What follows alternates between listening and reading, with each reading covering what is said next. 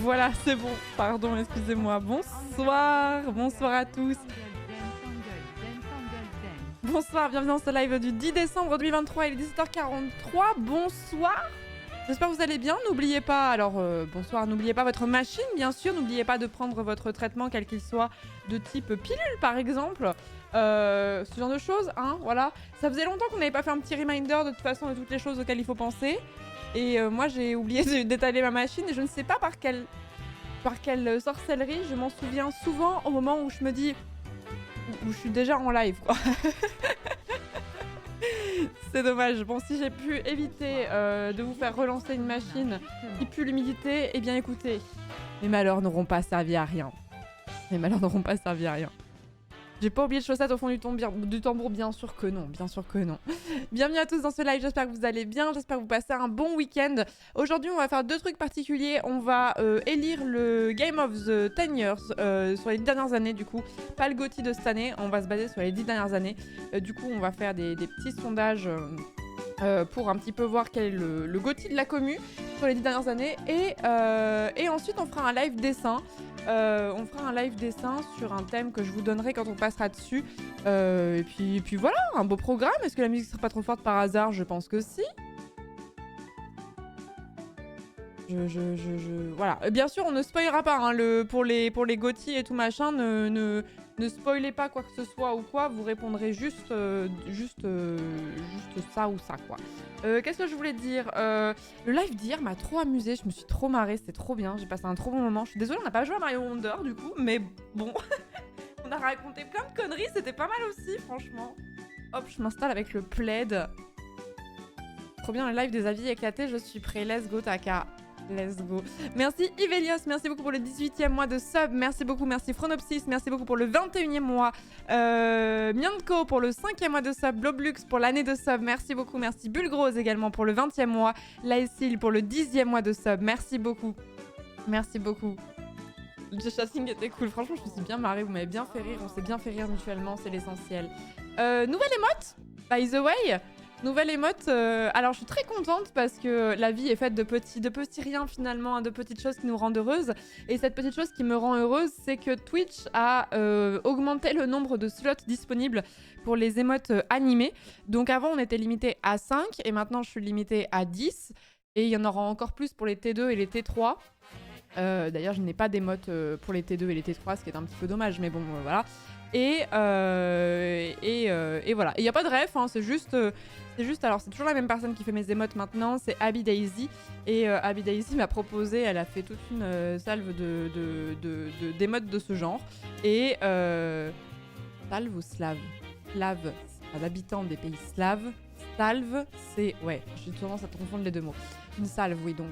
D'émotes de ce genre, elle m'a dit tu veux que je fasse la même chose avec le dino? J'étais en mode let's go.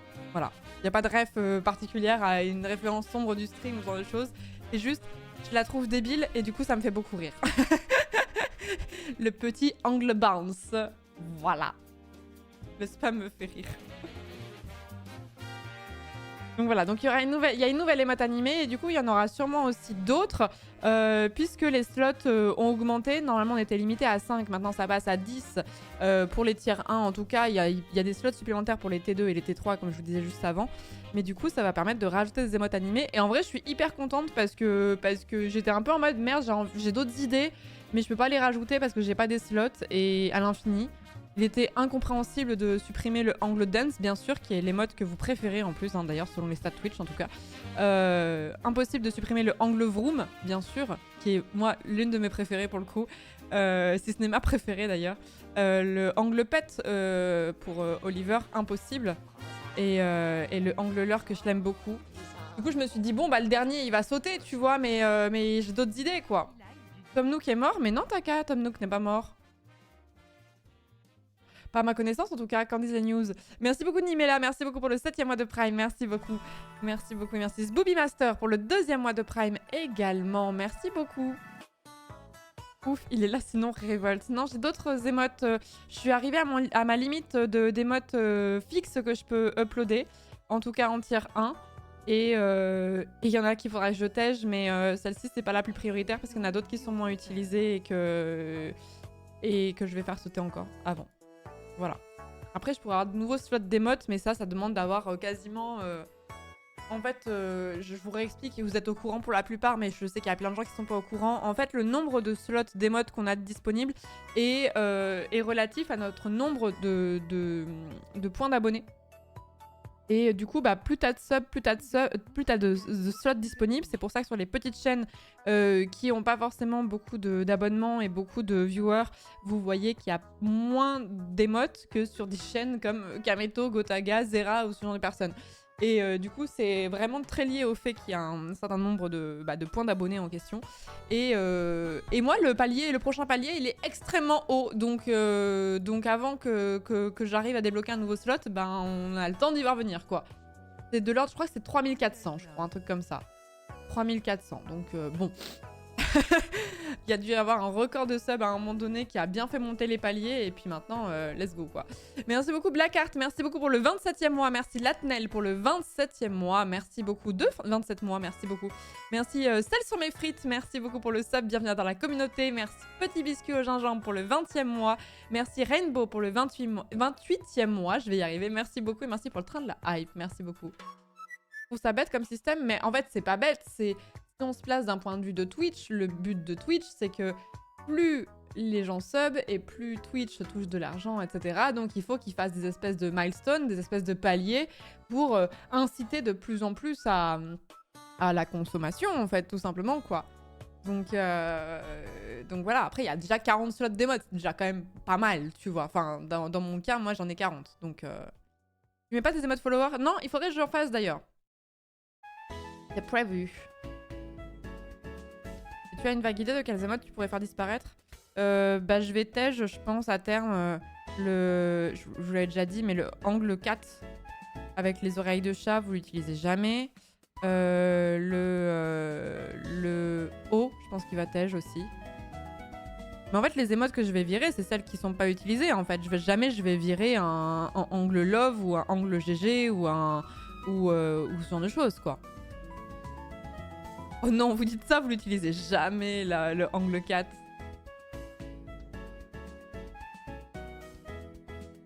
Maintenant, vous allez l'utiliser parce que je l'ai dit, mais...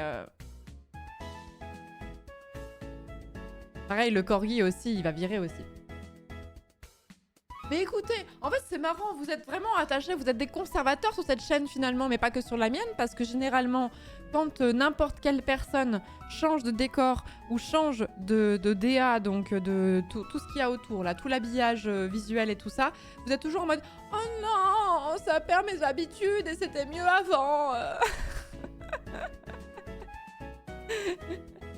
Les conservateurs de Twitch, c'est vous.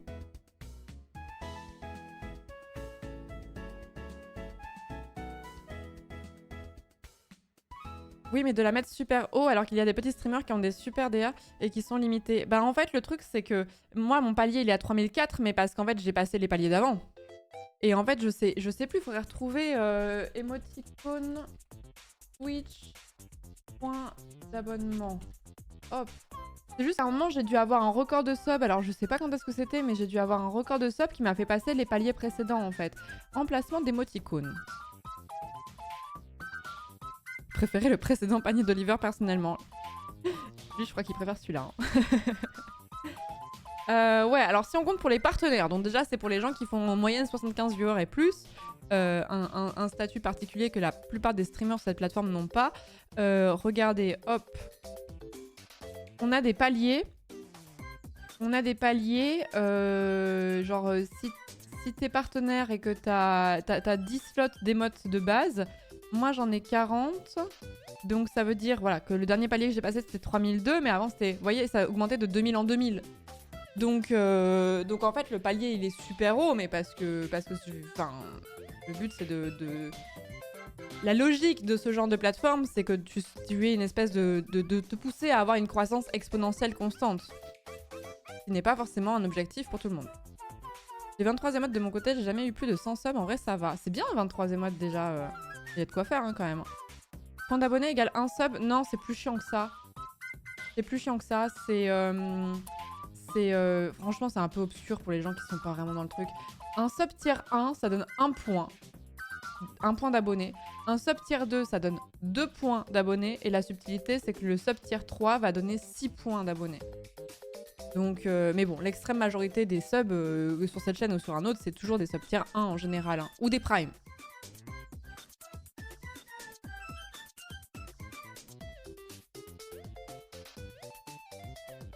Et les primes ne comptent pas? Si, je pense. Si, je pense que les primes comptent dans le truc. Pas sûr à 100%, mais ça m'étonnerait que ça compte pas. Merci beaucoup Mouton Solitaire, merci beaucoup pour le 6e mois de sub. Merci Black Art River pour le 27e mois. Latnel pour le... Ah non, mais j'ai déjà remercié. Merci à vous en tout cas. Merci beaucoup et merci Zélia pour le Prime également. Bienvenue à toi dans la commu. Merci beaucoup. Mais on a 40 slots, c'est déjà pas mal quoi. C'est déjà pas mal. Sachant que de toute façon, même quand t'as 50 émotes, on va dire... C'est quoi la limite maximum? Je sais même pas. 54 maximum. Ah non, 60. 60 slots d'émotes. En vrai, les viewers sur cette chaîne ou sur une autre, ils vont utiliser... Il y en a 5 qui vont revenir tout le temps et puis le reste, ça va être plus ponctuel. Hein. Et globalement, si vous faites attention, sur plein de chaînes, vous allez voir que la plupart des gens, ils utilisent que quelques émotes en particulier, quoi. Pourquoi la musique s'est coupée? Je sais pas.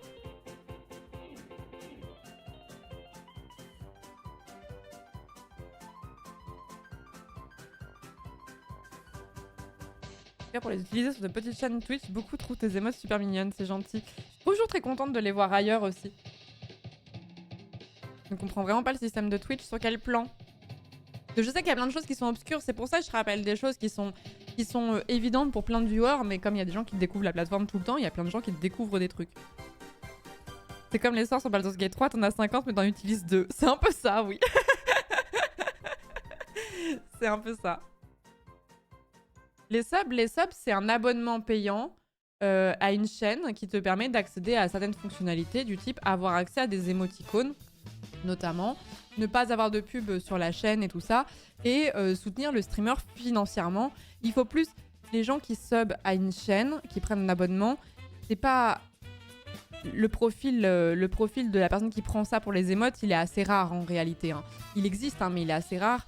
Généralement, il faut plus voir l'abonnement comme un pourboire, comme une façon de donner sur un Tipeee, un Kiss Kiss Bank Bank ou ce genre de choses. C'est plus ça comme logique. Et du coup, c'est ce qui est valorisé par la plateforme, puisque c'est sur ça que Twitch aussi se rémunère, notamment. Pas que, mais... Mais dis-moi, Jamie, comment ça marche Twitch? Voilà, c'est un genre de mécénat en fait, faut le voir. C'est ce que j'explique toujours aux gens qui connaissent pas le système, parce qu'ils se disent mais pourquoi payer pour des émoticônes? Ce que je comprends, une question tout à fait légitime je trouve. Et les gens en fait, ils ont ça en plus, en espèce de contrepartie, mais c'est pas la raison pour laquelle ils vont prendre un abonnement. L'extrême majorité en tout cas. Je viens de voir qu'il y a Twitch Turbo maintenant en France aussi. Ça fait un petit moment non, Twitch Turbo? C'est juste qu'il est un peu planqué quoi. Un Twitch Prime voit un sub normal tier 1? Oui, en gros, oui.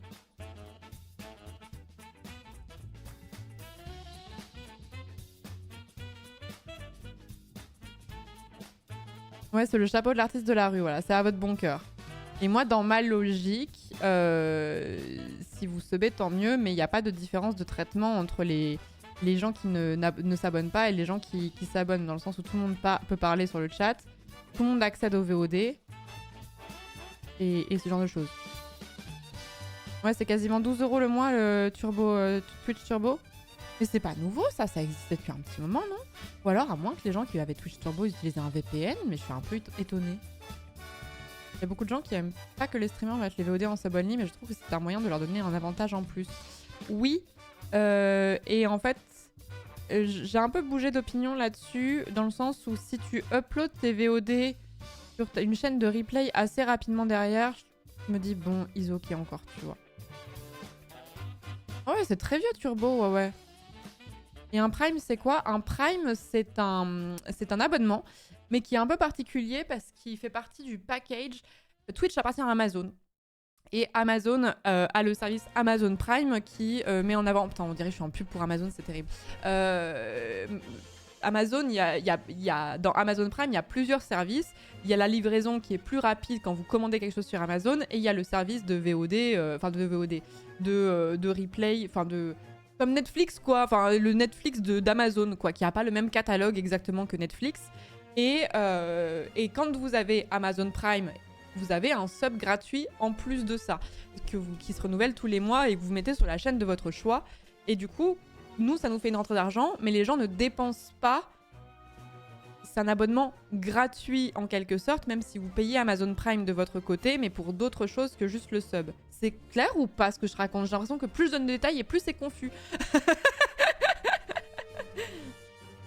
Les bits, ça sert à quoi exactement? Les bits, c'est un don unique avec une monnaie spécifique à Twitch. En fait, sur Twitch, c'est rare que tu donnes... C'est rare les chaînes où tu peux donner directement 3, 4, 5 euros. Généralement, tu donnes des bits directement. Et pourquoi? Parce qu'en fait, quand on fait un don unique sur la chaîne, c'est pour ça qu'on a beaucoup vu ça disparaître. C'est qu'en fait, t'es censé les déclarer. Genre, je l'ai jamais fait, donc je pourrais pas vous donner de détails. Mais par exemple, si j'ai 10 dons de 2 euros, je dois faire 10... je peux pas faire la somme globale de tous les dons. Je suis obligée de... Je crois que je suis pas obligée de faire une facture à chaque fois ou un truc comme ça. Bref, je suis obligée de déclarer les 10 dons de 2 euros. Je peux pas dire on m'a donné telle somme. 20 balles du coup en l'occurrence. Donc c'est un peu pénible et du coup avec les bits tu peux faire un truc global. Voilà. Est-ce que c'est clair ou pas?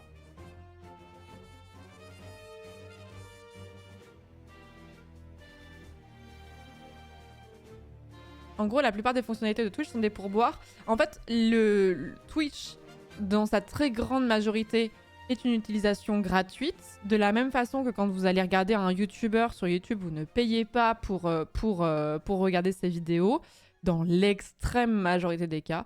Mais il y a des façons de soutenir les créateurs de différentes façons, que ce soit par l'abonnement, que ce soit par ce qu'on appelle les bits, du coup, donc cette monnaie virtuelle propre à Twitch. Que ce soit par le fait de mettre son Prime sur une chaîne, donc un abonnement mais qui est un petit peu particulier, et voilà. Je suis nouveau sur la plateforme, c'est un peu plus clair maintenant. En vrai, Valtassa, je trouve que Twitch est très beginner friendly dans le sens où les gens sont très dans le chat, en France en tout cas, dès qu'il y a une question relative à Twitch, il y a toujours des gens qui vont répondre. Parce que tout le monde a un petit peu appris les codes de la plateforme comme n'importe quelle autre plateforme. Et les gens sont assez...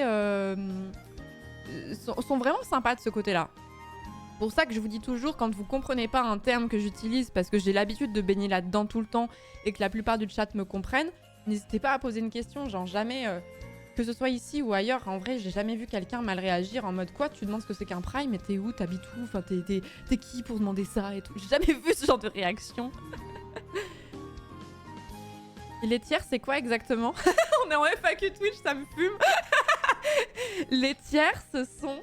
La plupart des gens prennent un sub tier 1 et en gros, tu as 3 types de paliers d'abonnement. Donc avec des prix différents. Le tier 1, c'est le moins cher. Le tier 2, il est un petit peu plus cher. Et le tier 3, il est encore plus cher. Et du coup... l'extrême majorité des subs qu'on a, des abonnements qu'on a, ce sont des subs tier 1, mais il y a des gens qui prennent des subs tier 2, des subs tier 3 parce qu'ils veulent nous donner plus de thunes en fait, hein, littéralement.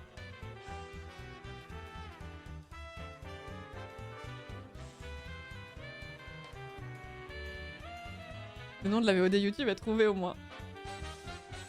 J'ose poser la question. Ah ouais, en fait ça me fait rire, c'est comme les fois où on a des sessions où vous me dites oh, tout le monde parle de ça, ou tout le monde a telle référence, je n'ai pas cette référence, et j'ai l'impression que c'est que j'explique Internet à mes grands-parents, paix à leur âme, et ça me fait rire. Quand vous dites oui, j'ai pas trop compris le délire de coiffeur, j'ai pas trop compris le délire de quoi couper. Et que moi je suis alors, en fait je vous explique. Le système des sub-gifts, c'est une personne dans le chat qui va décider de donner de l'argent pour l'équivalent de 5, 10, 20, je sais plus la limite, je crois que c'est 200 une fois, 200 ce qu'on appelle des sub-gifts. Donc en gros ce sont des gens qui reçoivent un sub qu'ils n'ont pas payé et nous ça nous fait de l'argent et quelqu'un a un abonnement gratuit quoi. Merci beaucoup Munzel pour le 9e mois, merci beaucoup. Et merci Attila pour le 7e mois de Prime, voilà, la démonstration, merci beaucoup. Merci Attic pour le 16e mois, merci beaucoup.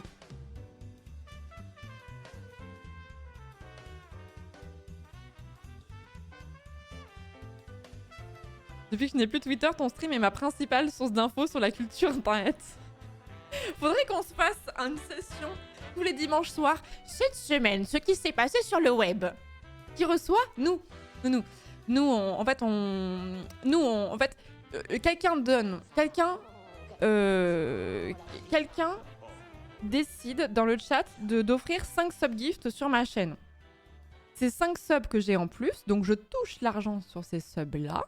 Et quelqu'un est abonné gratuitement à cette chaîne pour le mois. Mais moi, en fait, que vous preniez un sub pour vous ou pour quelqu'un d'autre, dans tous les cas, je touche de l'argent dessus et c'est la même somme. C'est clair. Je sors de l'ombre parce que ça me fume, je voulais faire un format comme ça où on vient en aide aux vieux qui veulent comprendre Internet. Vas-y, Orti, on va faire un truc. On va faire un truc en commun. Cette semaine, sur le web, la tendance de l'Empire romain. Pourquoi tout le monde parle de l'Empire romain? Oui, mais je me souviens de ton format où t'expliquais les mèmes. C'était bien ça. C'est très drôle. Merci beaucoup Razgal, merci beaucoup. Razagul, pardon, merci beaucoup pour le sub-gift. Du coup, explication. Raz a offert un sub à quelqu'un qui s'appelle Suminbeu. Voilà, bienvenue à toi. Non, c'est son 22e mois en plus. Je viens de voir. Raz a offert un sub à Suminbeu. Suminbeu pourra utiliser des émotes et ne pas avoir les pubs sur la chaîne pendant 1 mois. Et moi, je touche l'argent sur ce sub de la même façon que si Raz avait pris un sub pour lui. Est-ce que c'est clair? Est-ce que c'est clair, mes petits? Et merci Mister Pangolin pour le 21e mois de Prime, merci beaucoup. Merci le Commodore d'avoir offert un sub à Kaka. Il faut absolument que je vois depuis combien de temps il est sub celui-là. Kaka, ça fait un moment qu'il est sub gift hein, celui-là. Hein. 18 mois, voilà, ça c'est la commu ça. 18 mois. Et merci Mister Rafiki pour le sub, bienvenue dans la communauté. Merci beaucoup.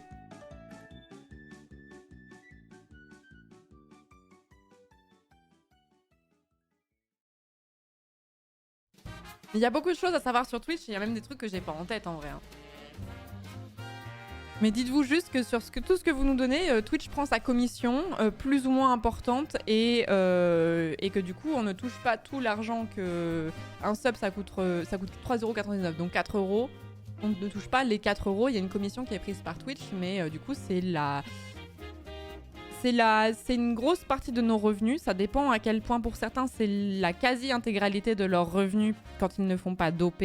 Quand on fait des OP, donc des sponsors, donc des placements de produits, là on touche une somme d'argent qui nous permet aussi de nous rémunérer là-dessus. Voilà. Mais il y a des streamers où leur seul revenu, c'est le nombre de subs. Twitch prend 30%. Oh, si je commence à vous expliquer ça... Il y a des gens à qui on prend 50%, il y a des gens à qui on prend 30%. Ça dépend de votre statut. Ce qu'il faut retenir, c'est que plus vous êtes puissant et moins on vous prend cher. En gros. Il y a toujours de la conversion en dollars dans l'histoire? Oui, toujours, oui, bien sûr. Comment on est arrivé à parler de ça?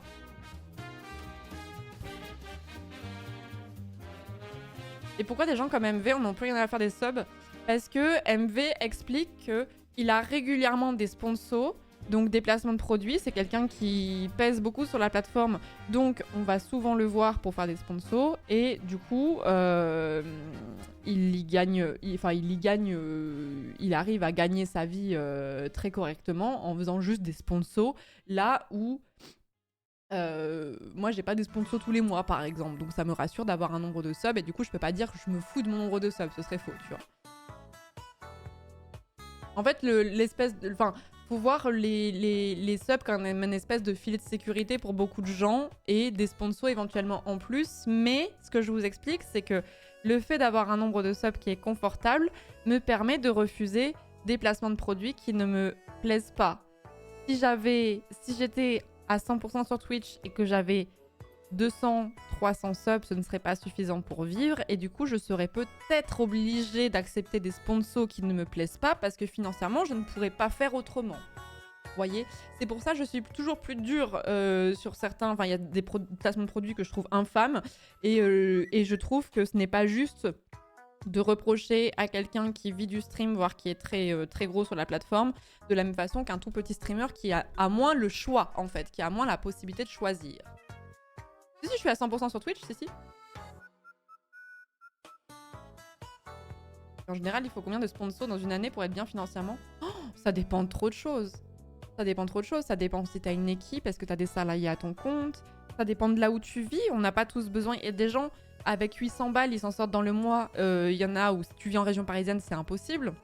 Il y en a qui ont besoin de beaucoup plus d'argent pour vivre sur le mois. Donc déjà, ça dépend de ça. Ça dépend de ton nombre d'abonnements. Ça dépend de comment sont payés tes sponsors, parce que tout le monde n'est pas payé le même prix. Vous vous doutez bien que quelqu'un qui fait 500 viewers versus quelqu'un qui en fait 15 000, c'est pas les mêmes tarifs.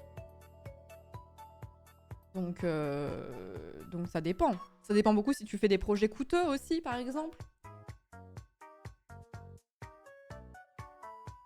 Le moindre projet où vous louez un plateau, il faut payer ce qu'on appelle du coup la production, donc les techniciens qui vont bosser sur le plateau, le plateau en lui-même et tout ça, ça demande de l'argent et tout ça, ça peut vite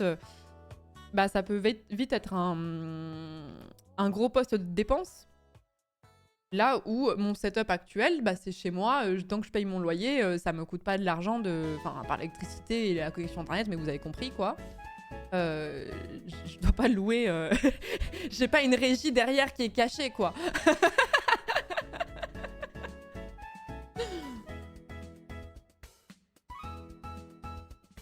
Une OP pour quelqu'un à 2000 viewers, ça tourne autour de 10 000 balles en moyenne, je dirais.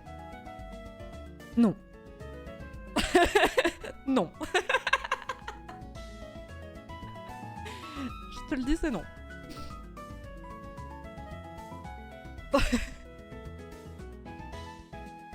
Plus ou moins, je vous dirai pas, mais c'est moins. Tu as la playlist des musiques en fond? Oui. En Amérique, peut-être? Ouais, et encore. Orti, 2000 aux États-Unis, c'est pas 2000 en France, hein. Hop. On part sur un juste prix. Non, je vous donnerai pas les tarifs des OP pour le coup. Ça dépend trop. Ça dépend trop.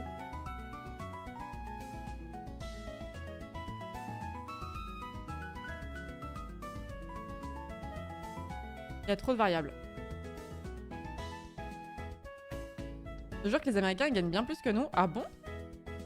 Parce que j'aurais tendance à penser que 2000 viewers aux États-Unis, c'est pas du tout la même qu'en France, tu vois. 2000 viewers aux États-Unis, 2000 viewers en France, tu dois être dans le top, t'es dans le top 100 des streamers en France, même plus que ça. Tu dois être dans le top 60, je pense, un truc comme ça. Alors qu'aux États-Unis, ça va pas être la même. Orti a raison. Ah ouais?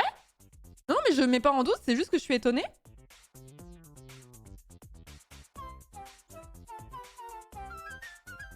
Une industrie beaucoup plus riche là-bas. C'est vrai.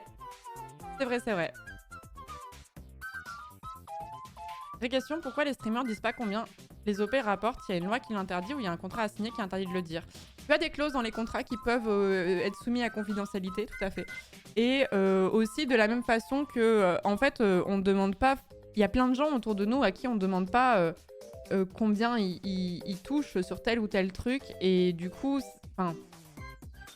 Il y a quand même une pudeur par rapport à ça, tu vois, mais c'est pas tellement... C'est pas par honte ou quoi, c'est juste que c'est des informations qui sont privées, quoi.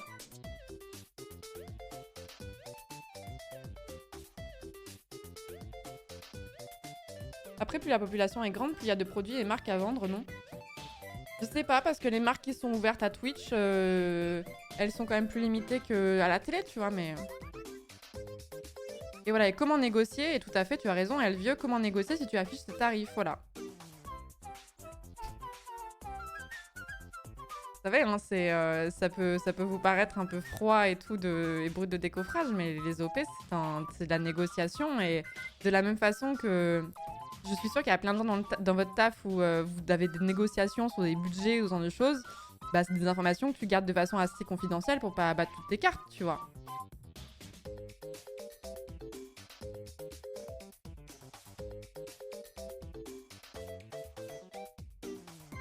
Et par exemple, imaginons, imaginons, je vous dis, je vous dis un tarif d'OP que je prends, tu vois, sur tel jeu, à peu près avec une moyenne de tel viewer, et je suis très en dessous du prix du marché. Genre, on va dire, mes tarifs sont 3 fois en dessous de celui de mes collègues.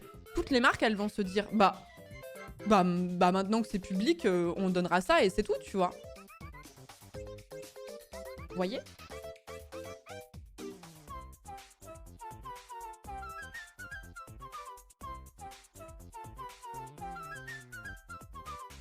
Les marques qui sont ouvertes à Twitch, c'est plus souvent des marques anglaises, non?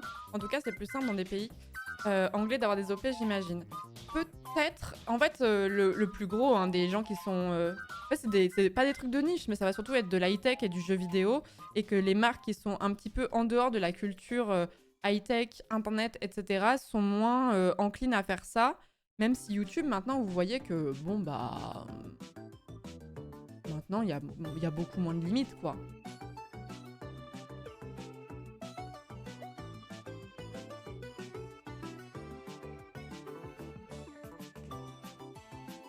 Les régies pubs sont vraiment à scruter tous les lives de tous les créateurs?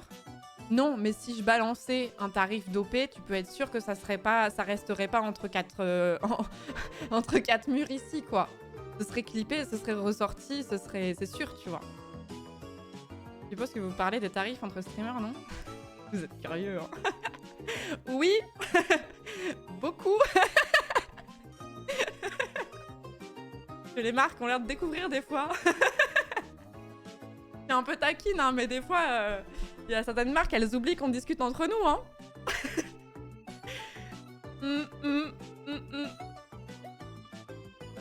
C'est logique, en fait.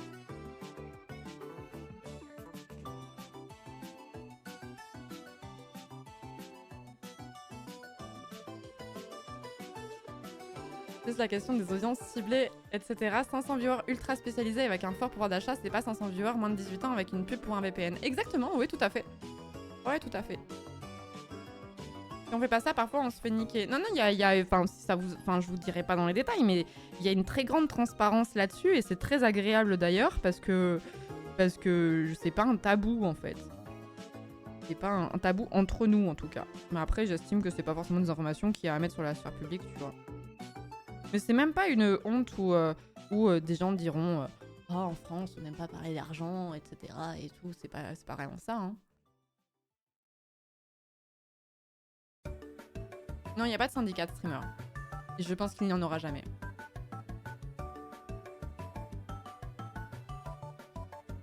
On est parti en FAQ, ça me fait rire. Mais l'argent, c'est pas tabou en France, c'est pas vraiment ça. C'est pas que c'est tabou, c'est juste que les gens sont un peu à cran quand ils ont du mal à finir le mois, de voir d'autres personnes avoir des signes vraiment extérieurs de richesse, vraiment vénères. Et en fait, moi, pour avoir vécu la situation où je travaillais aux Galeries Lafayette, au milieu de gens qui avaient énormément d'argent, moi, quand je touchais au... Voilà, c'est plus la richesse, enfin l'extrême richesse même qui est un souci. Et c'est pas tellement le fait d'avoir de l'argent qui pose problème, c'est le fait d'avoir de l'argent, d'envoyer de la violence symbolique aux autres et d'oublier qu'il y a des gens qui ne sont pas dans cette situation. Moi, quand je travaillais aux Galeries Lafayette, je travaillais à mi-temps, donc je touchais à peu près l'équivalent de 800 €, 900 € par mois, ce qui était très compliqué en région parisienne. Et je vendais des produits qui représentaient l'intégralité de mon salaire. J'ai déjà raconté cette anecdote 1000 fois, je vais la re-raconter, c'est pas grave. J'ai vendu une doudoune de mort de très mauvaise qualité, vraiment nulle à chier, qui coûtait dans les... Je me souviens jamais du prix, je crois que c'est dans l'ordre de 700-800 €. Bref, je me souviens en tout cas que ça tournait autour de mon salaire mensuel et que quelqu'un m'a dit « Ah mais c'est très accessible ». J'avais envie de l'emplâtrer. Pas parce qu'elle avait de l'argent, parce qu'en fait, elle ne se rendait pas compte que moi, vendeuse aux galeries, ça pouvait m'envoyer une violence de fou furieux, en fait. C'est plus ça le problème. Les gens n'ont pas tellement un souci avec les gens qui sont riches, ils ont un problème avec le fait qu'ils n'ont pas de thunes, c'est pas pareil. C'est pas pareil. Et ils ont aussi un problème avec le fait que les riches vont se plaindre de certaines choses, du type Oh là là, la taxe foncière pour pour ma résidence secondaire a vraiment augmenté, ça me casse les couilles. Bah toi, quand t'as du mal et que t'allumes ton chauffage mi-décembre parce que financièrement tu t'en sors pas, bah tu regrinces un peu des dents et on peut pas trop leur jeter la pierre quand même, hein.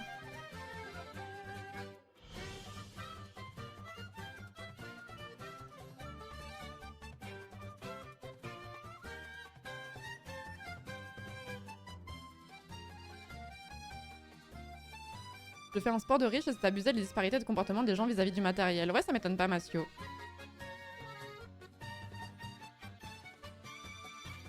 Ok, avec la doudoune à 700 balles, tu économises sur le chauffage. Ouais, c'est une stratégie à long terme, effectivement. Avec la hausse du prix de l'électricité et du gaz, c'est peut-être la meilleure strat, effectivement. Mais bref, du coup, je trouve ça hyper faux de dire que les gens ont un problème avec l'argent. C'est juste que les gens ont des soucis, beaucoup ont des soucis de thunes. Et je suis sûre qu'il y a énormément de gens, justement, dans ce chat qui ont des soucis par rapport à ça. Et du coup, bah, je comprends que ça mette en rogne de voir des gens qui vont se plaindre de choses où c'est pas ta réalité, quoi. Vous voyez ? J'ai déjà vu des radiologues se plaindre de gagner 22 000 € par mois. À moins de 10 mètres, il y avait une personne qui nettoyait le sol qui gagnait 1 400 € par mois. Bah ouais, mais c'est un peu indécent, ça, tu vois. C'est un peu indécent, justement. Mais j'en ai vu des situations comme ça, hein. Quand j'étais étudiante et que je travaillais en cabinet d'avocat, ou ce genre de choses, je gagnais pas grand-chose non plus. C'était vraiment compliqué. J'ai vraiment dû taper dans mes économies à balles pour... En fait, je faisais mon stage à perte financièrement. Et parce que mon loyer coûtait l'équivalent de l'indemnisation de... Attends, c'était quoi le terme? C'est pas indemnisation de stage. Attends, comment c'est? Gratification de stage. C'était le prix de mon loyer, quoi. Et bah, du coup, j'ai dû taper dans mes économies à balles. Et quand j'entendais les avocats se plaindre ou raconter ce qu'ils dépensaient et tout, j'étais en mode, c'est lunaire, quoi. C'est vraiment, c'est en fait... est-ce que vous pouvez avoir cette discussion, mais plus loin, en fait, juste.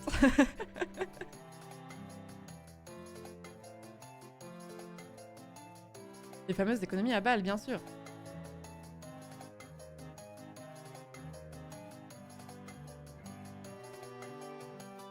Imo, l'argument on peut pas parler d'argent avec vous, c'est tabou quand les gens commencent à parler de taxer et tout.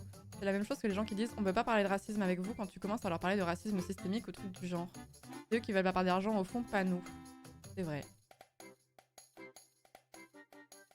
De penser aux médecins qui ont des manifestations pour pouvoir facturer plus. Bah en vrai, quand vous voyez le prix d'une facturation chez le médecin versus aux pays européens, ça peut se comprendre en soi, mais moi, c'est ça le problème que je reproche aux personnes qui gagnent beaucoup d'argent et j'ai vraiment pas à me plaindre de mon côté. C'est le côté un peu déconnecté et le côté en mode ma réalité, elle est propre à tout le monde en fait. Et d'oublier que... Je sais pas, je vais vous prendre un exemple con. Y avait rien qui me rendait plus ouf que quand on allait au resto avec des amis et que t'avais des gens dedans qui étaient déjà salariés, qui gagnaient déjà de l'argent, versus des gens qui étaient étudiants et tu sais, toi t'as choisi tes plats en fonction, enfin tu t'es un peu, je vais pas dire tu t'es privé, voilà, c'est pas pour faire pleurer dans les chaumières, mais tu t'as peut-être renoncé à prendre le plat que t'avais vraiment envie de prendre parce qu'il était 6 € plus cher que l'autre et tu t'es dit je prends pas d'apéro, comme ça me fait des économies, et à la fin tout le monde fait on partage. Ben non. Ben non. Ça, c'est un truc que je trouve qu'il faut faire giga attention si vous avez quelqu'un au milieu où vous savez qu'il a moins de pouvoir d'achat que vous. Bah, il faut pas partager en fait, parce qu'il a peut-être fait des choix en son âme et conscience, quoi. Grandir à Clermont-Ferrand, Antoine Daniel qui envoie sa violence symbolique à tout le monde. Oui, bah, les Clermontois sont près de leurs sous, oui, mais bon, écoutez... Je parle de la radinerie. Oh. Non content d'avoir Mintos qui me bully sur l'Auvergne, maintenant j'ai Antoine, quoi. Non mais vraiment, hein, dans quel monde on vit? Oui, c'est un vrai cliché. Les Auvergnats sont près de leurs sous et sont un peu radins et c'est vrai. Je suis auvergnate, j'ai le droit de le dire, d'accord? J'ai changé par rapport à ça, mais Mais il y a encore des petites névroses quand même.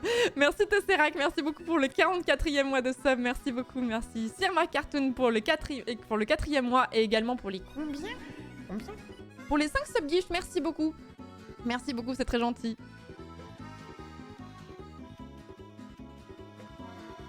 Je le Volvic Pass, tout à fait. Et merci Jay's Day, merci beaucoup pour le 15e mois de sub, merci beaucoup. Ils mettent de côté pour fuir, arrêtez. C'est une super région dans laquelle je veux pas revivre, mais c'est une super région. Non, vous avez pas loupé le Gauthier, on est parti en FAQ Twitch, je sais pas pourquoi, et maintenant on parle d'argent. Et ça a l'air de vous passionner parce que vu la vitesse à laquelle défile le chat, j'ai l'impression que ce sujet vous parle quand même. Bonsoir. 2 ans déjà. Grâce à toi, je me suis décidée à faire Célestie. Quel banger, merci pour la découverte. Trop bien, merci beaucoup Black Bass, merci beaucoup pour les 2 ans. Merci beaucoup. T'as fait Céleste ou tu le speedrun? Trop ravie de faire découvrir ce jeu en permanence, incroyable jeu. J'ai acheté mon palace de 500 mètres carrés à Bruxelles, je comprends pas comment les gens peinent à se loger, bref. Non, moi je vous dis, je l'ai raconté 1000 fois aussi, je suis désolée pour les habitués de la chaîne qui m'ont entendu raconter ça 1000 fois, mais être streamer c'est radoté. J'avais une meuf dans ma fac de droit qui travaillait les week-ends pour payer son loyer, etc. parce qu'elle n'avait pas des parents qui pouvaient tout lui payer. Hop, voici ton chèque et basta, tu vois. Donc, comme beaucoup d'étudiants, elle travaillait à côté les soirs et les week-ends. Et t'as une meuf, une connasse, je l'aimais pas de base. Elle lui a sorti, mais pourquoi les week-ends tu travailles, tu préférerais pas te reposer et faire des soirées? Ça qu'on déteste en fait. En fait pour elle c'était tellement logique que ses parents lui payent une voiture. Tiens, j'ai une autre anecdote d'ailleurs. J'ai passé mon permis quand j'étais en fac de droit. J'ai eu la chance que mes parents me payent mon permis. C'est une chance déjà. C'est une chance parce que c'est pas le cas pour tout le monde et j'ai eu plein de potes qui ont dû travailler des étés et tout machin pour payer leur permis. J'ai conscience que c'est un privilège, d'accord? J'ai mon permis, on est content, c'est super et tout machin. Je te pose la question de la voiture. À l'époque, je vivais dans un endroit où je voulais mon permis pour me débarrasser de ça, mais je n'avais pas besoin dans l'immédiat d'une voiture. Donc je me suis dit, je me sens trigger à travers l'écran. Je me suis dit, bah c'est pas grave, je vais pas m'acheter une voiture. Ça sera un peu un gouffre à pognon en termes d'assurance, d'essence, etc. Donc je verrai plus tard. Et il y a des gens de la fac qui me disaient, tu vas demander quoi à tes parents comme voiture? Et j'étais en mode, mais à aucun moment, je me suis dit que j'allais leur demander un cadeau de Noël, tu vois. Et ils m'ont dit, quoi? Mais tes parents, ils te payent pas une voiture?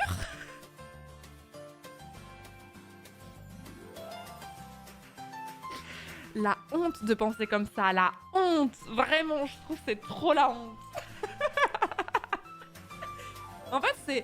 En fait, que tes parents te payent une voiture et ton permis, franchement, très bien, tant mieux pour toi et tout, machin. Moi, si j'avais des enfants et que j'avais les moyens financiers, c'est un truc que j'aimerais leur offrir, effectivement, tu vois. Très bien. Mais ne considère pas que ta réalité est universelle. Pauvre débile. Et moi, la fac de droit, j'ai quand même pris pas mal de violences symboliques dans la tête. Et honnêtement, je viens pas d'un milieu non plus qui était giga prolo ou quoi. Mais c'est là où je me suis rendu compte, ok, on n'a pas la même vie. On n'a vraiment pas la même vie.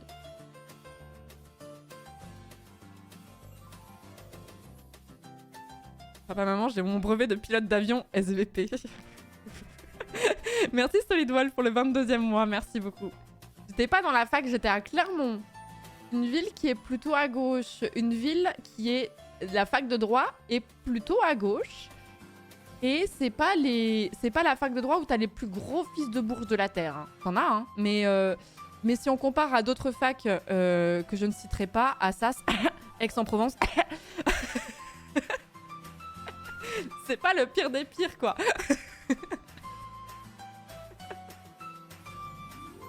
J'ai eu un ex à 20 ans qui se plaignait que je sois pauvre et qui m'a sorti ben demande de l'argent à tes parents.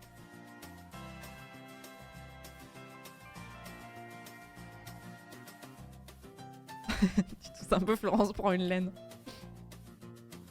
Ah, fac de droit de Toulouse, c'est un peu la même limonade? Je savais pas. Un mec de mon master se plaignait des sièges en cuir dans sa caisse alors que la plupart d'entre nous prenaient le tram.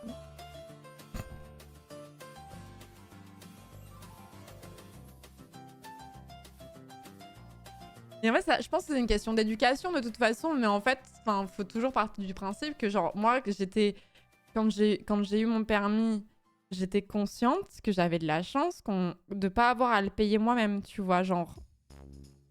Je comprenais bien que c'était pas une réalité universelle et que c'était un vrai cadeau, tu vois. J'étais dans un lycée privé, aïe aïe aïe aïe.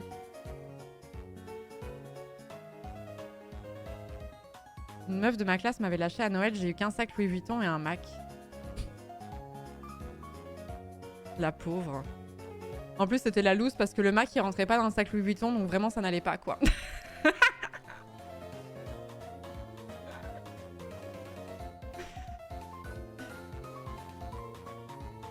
Lors de tes oraux en droit, tout le monde venait en costard ou pas? Lors des oraux, en licence, j'en avais pas. Il y a des facs de droit qui ont des oraux en licence. Je crois qu'en licence, j'en avais pas. En master, il me semble que oui. Mais après, c'était pas forcément des costards Hugo Boss ou des trucs comme ça. Hein. Ça pouvait être des trucs Jules. Hein. Alors, je sais que c'est un budget, hein, un costard et tout, mais c'est vrai que quand t'es étudiant, tu vas passer des entretiens, etc., c'est quand même un investissement qu'il faut faire à terme, quoi. Mais il y a eu bien sûr aussi les mecs qui venaient en costard en première année, tu vois. Mais tu fais un master ou un doctorat? Non, je me suis arrêtée au master. Déjà beaucoup. Oui, sinon la location de costard, ouais. Mais après, c'est un truc où pour les entretiens que tu allais passer au sein des cabinets de juristes, des entreprises pour postuler à des postes de juristes, pour des postes pour devenir, pour être recruté en tant qu'élève avocat ou ce genre de choses, bon bah généralement tu vas être obligé d'avoir un costard tôt ou tard, tu vois. Et en fait c'est pas rare qu'à cet âge-là t'aies déjà fait un mariage et que tu t'es dit allez on prend un costard, et je suis sûre qu'il y a plein de gens dans le chat qui ont un costard qu'ils ont depuis peut-être le premier mariage que vous avez fait, vous avez été adulte et vous le réutilisez pour tout, tu vois. On la sent bien. C'est quoi le costume pour femmes chez les juristes? Bah tu peux mettre un tailleur, mais en vrai j'ai rarement vu des personnes exactes. Fameux costard. Non mais je juge pas, hein, à moins d'être dans un taf où t'es hyper guindé, t'as pas l'utilité d'avoir 15 000 costards en fait. Hein. À moins que c'est un style que vous aimez, parce qu'il y a des gens qui aiment être en costard tout le temps aussi. J'ai du mal à comprendre quand le jogging existe, mais pourquoi pas, tu vois. Mais bon, ça sert pas à grand chose d'avoir 12 000 costards dans son armoire si vous êtes dev et que vous bossez de chez vous, quoi. Hein, Bon bref, qu'est-ce que je disais juste avant? Je me suis coupé la parole toute seule, ça c'est quand même une prouesse. Oui, le costume pour les femmes chez les juristes, il y a les tailleurs, même si j'en ai vu... Je crois pas avoir vu vraiment de femmes en tailleur. Mais en fait, le truc, c'est que le cheat code, il nous en faut bien. On n'est pas payé au même niveau pour les hommes et les femmes. Donc on a bien un avantage. C'est qu'en fait, les hommes, pour être considérés comme avoir une tenue professionnelle, c'est vite le costard. Enfin, en tout cas pour plein de domaines. Là où les femmes ont des choses qui peuvent plus faire l'entre-deux. En fait.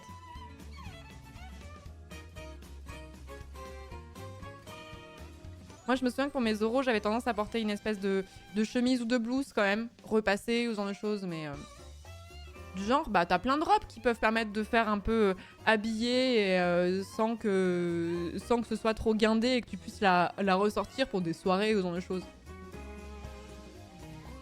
Et ouais, chez les hommes, c'est un peu tout ou rien, quoi.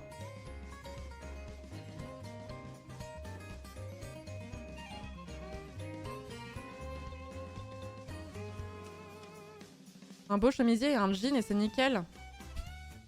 Tu veux que je te raconte, Jaggy, la fois où je suis arrivée à mon cabinet d'avocat quand je n'ai jamais travaillé en tant qu'avocate, hein, j'ai travaillé en tant que stagiaire dans un cabinet d'avocat. Même si dans les faits, on me considérait comme une collaboratrice. Mais j'avais des tâches que je n'aurais pas dû avoir en tant que stagiaire. Mais bref, c'est une autre histoire. Et on était vendredi. Vous savez, en entreprise corpo, il y a le Casual Friday où tu t'habilles de façon un peu plus décontractée et un peu plus décontracté. Et j'avais mis un jean noir, même pas troué, hein, faut pas déconner. Hein. Un jean noir avec des Stan Smith ou des... c'est quoi les autres ou des Superstars, je sais plus. Bref, les Adidas très classiques qui étaient, je précise, neuves ou quasi neuves. Donc elles étaient blanches, elles étaient pas crado, quoi. C'est ce qu'il faut retenir. Et j'étais dans un ascenseur avec un vieux gars. Un vieux gars qui était associé du cabinet et qui me regarde comme ça. Ah d'accord.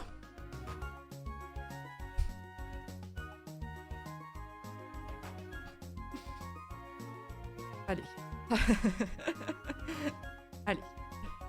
C'est pas comme si j'avais eu un jean déchiré, tu vois, avec des Converse complètement déglingués et tout. Je veux dire, où ça, un cabinet d'avocat, tu n'essayes même pas, tu vois, mais... Vous savez, je le dis sur le ton de la blague, mais l'une des choses qui m'a le plus saoulée... Enfin, il y a eu un milliard de raisons pour lesquelles j'ai quitté le droit, mais l'un des trucs qui m'a saoulée, c'est que je me suis dit, mais j'ai pas envie de me saper comme ça toute ma vie.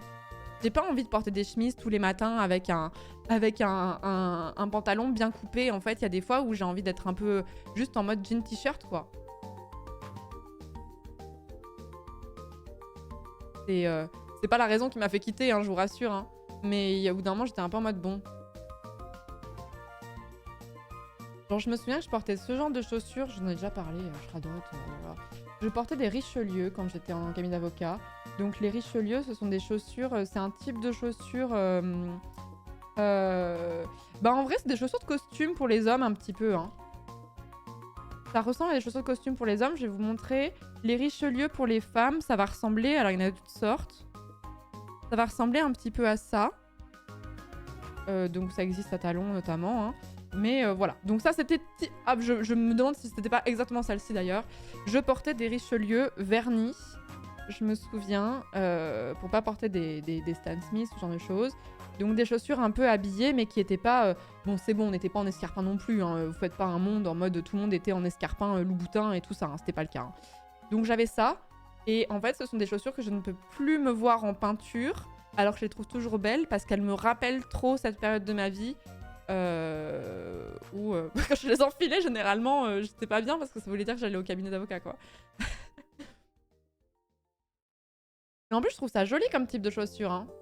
Mais j'arrive plus à les porter. Genre, j'ai comme un blocage maintenant. Elles étaient défoncées, je les ai jetées. Ça fait partie de mon processus de guérison. J'étais un peu traumatisée de ce stage, hein, c'est pour ça que j'en parle. Mais humainement, c'est comment les cabinets d'avocats? Oh, ça dépend.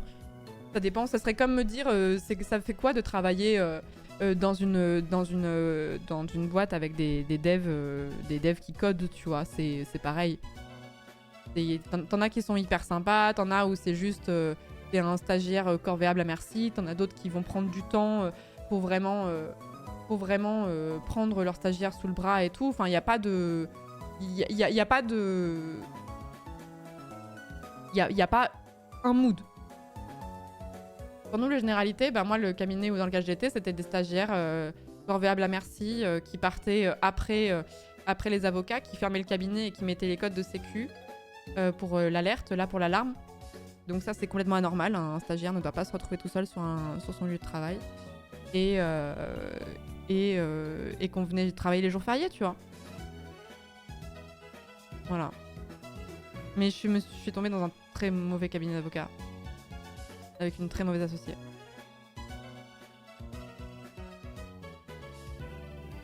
Fermera en partant, joyeux Noël. Ça dépend aussi, tout à fait, voilà. Ça dépend aussi du statut officiel, salarié, collab, associé ou officieux avec qui tu bosses, exactement. Difficile de déterminer une tendance générale. Globalement, si vous êtes étudiant en droit et que vous voulez bosser dans un cabinet d'avocat, j'aurais tendance à vous dire de préférer les plus petites structures que les grosses structures. Parce que les grosses structures ont souvent tendance à un peu tourner sur des stagiaires qui reviennent, et il y en a tout le temps. Genre, moi, les anciens stagiaires formaient les nouveaux stagiaires, tu vois, dans mon truc. Hein. Il n'y avait pas d'histoire de collaborateurs ou d'associés qui te prenaient sous le coude. Hein. C'était les stagiaires qui se refilaient la patate chaude les uns entre les autres. Ça, c'est complètement anormal. les plus petits cabinets, il y a moins ce mood. Hein. Ça veut pas dire que ça peut pas être le cas, hein, mais si t'es tombé dans un bon cabinet, t'aurais continué? Non. Non. T'arrives et tu as pas l'air bien, ça va? Ah si, ça va? Si. Tu dis ça parce que j'ai pas rigolé depuis 30 secondes? Merci Fyron pour le 19e mois de sub, Obik Nabi pour le 20e mois, Big Puddle pour le 8e mois de Prime, merci beaucoup. Merci Alexandre pour le sub, bienvenue dans la communauté, merci beaucoup. J'ai fait un stage dans la mairie et j'ai réussi à m'engueuler avec le maire qui était à mon opposé politiquement. Moi j'ai pas eu de chance, mais je vous avouerai que en prenant ce stage dans ce cabinet-là, je savais comment ça allait se passer, je savais que ça allait pas bien se passer. Hein.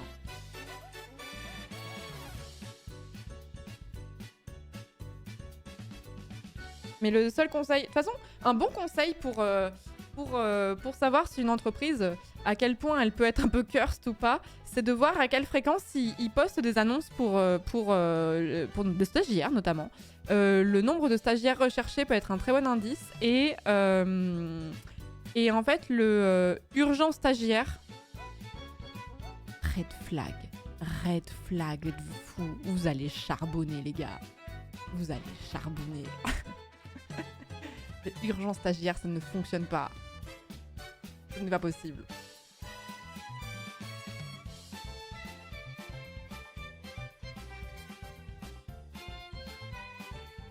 Stagiaire urgent égale CDI. Exactement. Et moi, pour moi, c'est un mythe. Hein. Le stage où tu fais le café, pour moi, c'est un mythe. Moi, tous les stages où j'ai fait, putain, mais j'ai taffé, quoi. Hein. J'ai taffé de fou, hein. Vous allez charbonner et gratuitement en plus. Bah, nous, dans les cabines d'avocats, c'est pas gratuit. Déjà, je faisais un stage qui dépassait... c'est quoi, c'est 2 ou 3 mois à partir de quand tu dois être payé? Je crois que c'est 2, j'ai un doute. J'ai un doute. Mais 2 mois, ouais. Ok. Donc moi, j'ai fait un stage pendant 5 ou 6 mois quasiment.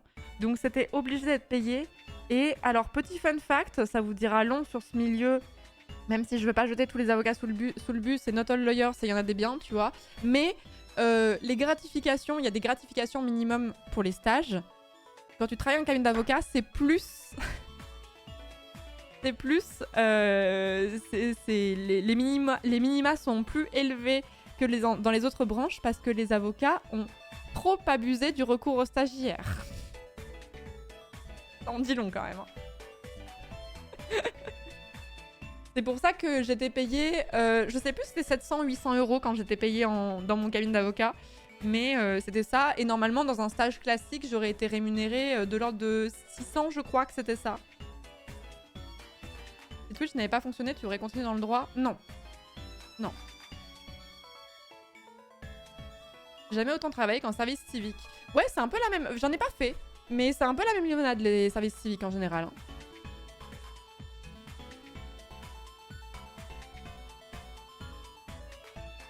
Brut ou net? C'est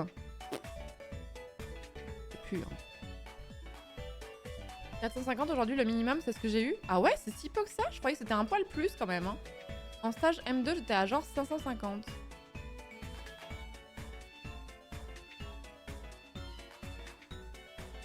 Je suis un vrai privilégié, ma gratification de stage pour cette année est bien au-dessus. Bah, c'est possible, hein. En fait, c'est comme le SMIC, hein. On est libre de te payer plus, hein. Il doit y avoir une différence étudiant master et élève avocat. Oui, les élèves avocats sont encore plus payés que les étudiants master. Tout à fait.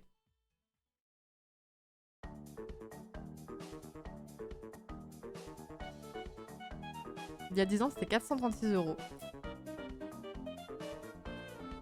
Ça dérange pas les clients que ce soit des stagiaires non payés qui s'occupent de leurs affaires? Bah, moi j'étais payée, hein. J'étais mal payée, mais j'étais payée. Mais en fait, les clients, ils en savent rien. Les clients, ils en savent rien parce que c'est le stagiaire qui a bossé sur le truc, qui l'envoie à l'avocat. L'avocat qui est au-dessus de lui, et c'est l'avocat qui fait le mail. Hein. Donc, à aucun moment dans la boucle, ils savent qu'il y a un stagiaire qui a taffé dessus. Hein.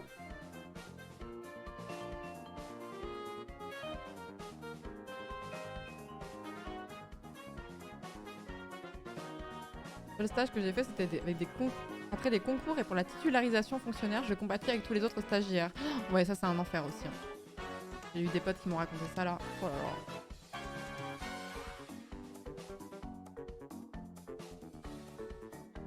Mon stage de M2 il y a 3 ans, c'était 600 piles, je crois. Putain, j'ai envie de savoir maintenant. Je sais que j'ai trié ces bulletins de stage et je sais que je les ai gardés pour la retraite. Lol, Issou, qu'on n'aura pas là. Et rien que de voir l'entête du nom du cabinet, ça m'a fait un espèce ça m'a... Ce stagiaire m'a un peu traumatisé. Ce stage m'a un peu traumatisé. Mais bref, ça m'a fait un truc, genre je sais pas bien, tu vois. Le mot PTSD est beaucoup trop fort par rapport à la situation, mais ça m'a Attendez, je vais aller voir.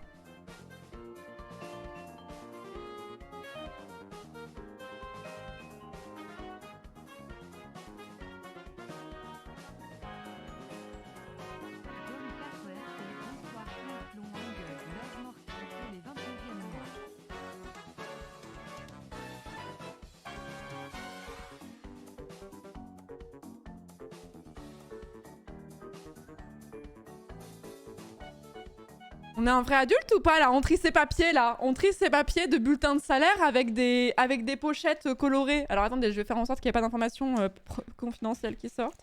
Ma première paye de stage... Pardon. J'ai travaillé que 15 jours, j'ai pris en cours de 2 mois, j'ai été payé moins de 400 €. Mais parce que j'ai été pris en cours de route. Donc si je suis bien, normalement ça devrait être 800. 827, c'est le suivant. J'ai touché 827 net. Et eux, ils ont payé 1000. Voilà. Donc j'étais payé 800, à peu près.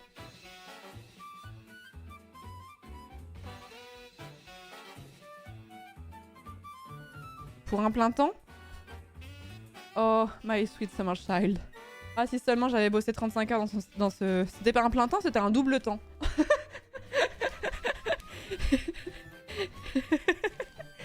C'était un double temps, ce putain de stage de mort. Rentrer chez moi à 23 h.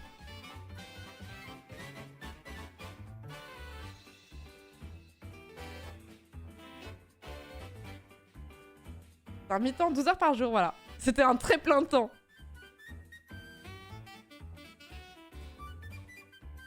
J'ai été payé pour un stage de 15 jours. Ah non, non, non. Non, non, j'ai commencé mon stage qui a duré 5 mois et demi, je crois. Et comme j'ai pris au cours du mois de mai, genre j'ai été prise genre le 15 mai, du coup on m'a payé du 15 mai au 31 mai, tu vois, un truc comme ça. Oui, au 31 mai, oui.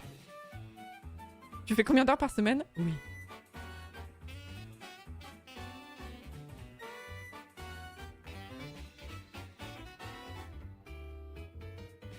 C'était pas le meilleur moment de ma vie, quoi. C'était un peu... c'était pas dingue, mais maintenant ça va mieux, regardez.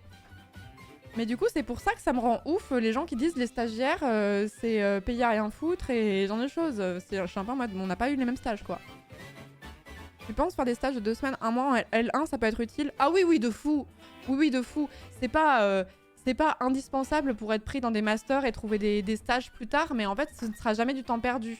Dans le sens où si tu tombes sur un bon avocat ou un bon juriste ou ce genre de choses, tu peux apprendre beaucoup de choses et ça peut être très intéressant et ça peut te permettre aussi de déterminer ce qui te plaît vraiment et de te rendre mieux compte de la réalité du métier. Et ça, je parle de ça pour les avocats, mais ça marche aussi très bien pour plein d'autres... Enfin, pour les avocats, pour les droits, mais ça marche dans plein d'autres domaines. Parce que moi, j'en ai eu plein des potes qui avaient fait des stages de 2 semaines, 1 mois et tout pendant leur licence et ils n'étaient pas forcément corvéables à merci, quoi. Comme c'était des stages en plus de leur initiative et tout, c'est pas pareil, tu vois. En Belgique, les stages sont pas payés? Ah ouais?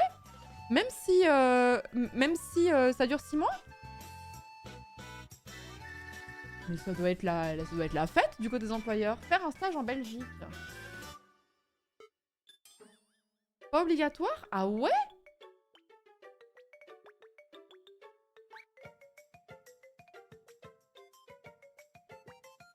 Pareil en Suisse, pas forcément payé. Ah ouais.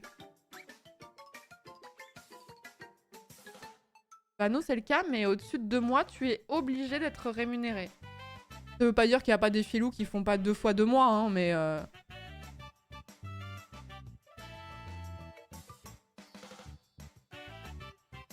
Espagne, j'avais un pote logé, payé, et une autre qui touchait pas un centime. Ouais, bah c'est de la négociation, hein, c'est... Moi, j'avais des gens autour de moi qui étaient payés pour des stages, qui ont été payés pour des stages d'1 mois, hein, par exemple. Hein. Alors que c'est pas obligatoire en France, hein, mais j'ai fait 2 stages au cours de ma dernière année de master. Le stage horrible dont je vous parle là en cabinet d'avocat, et j'ai fait un autre stage dans une entreprise au service juridique, quoi. Je me suis occupée à l'époque de mettre en place...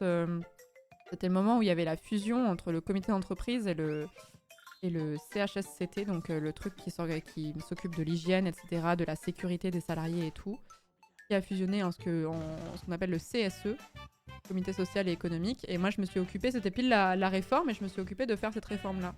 C'est assez intéressant d'ailleurs. Mais sur ce stage-là, qui a duré 1 mois, bah, je n'ai pas été rémunérée.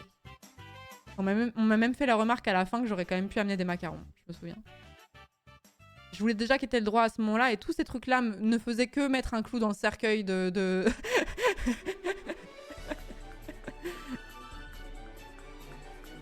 Merci beaucoup. Attendez, j'en suis où?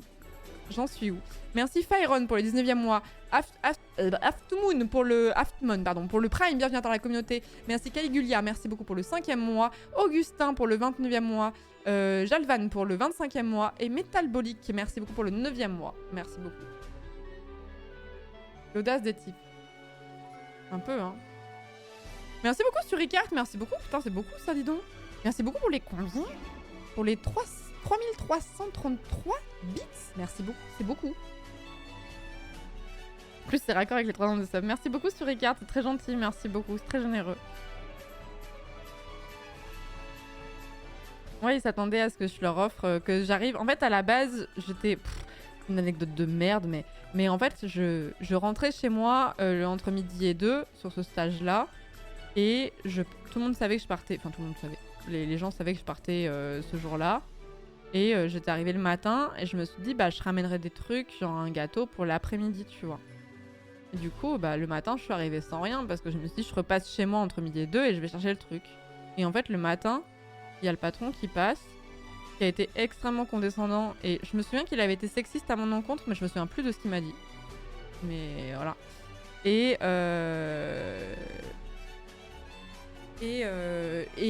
il m'avait fait la remarque en mode ah mais c'est ton dernier jour et bon on s'attendait quand même à ce que tu ramènes au minimum de macarons quoi. Et là je me suis dit bon ok bah dans ce cas là je ramène rien du tout. Ouais je suis toujours un peu l'actualité juridique mais pas autant qu'avant hein. Mais pas autant qu'avant. C'est difficile quand on baigne plus dedans, il y a des fois où on est un peu largué aussi. Pourquoi avoir été jusqu'au bout et ne pas avoir tenté une réorientation? Parce que dans les études, on n'est pas toujours capitaine à bord de nos décisions, non?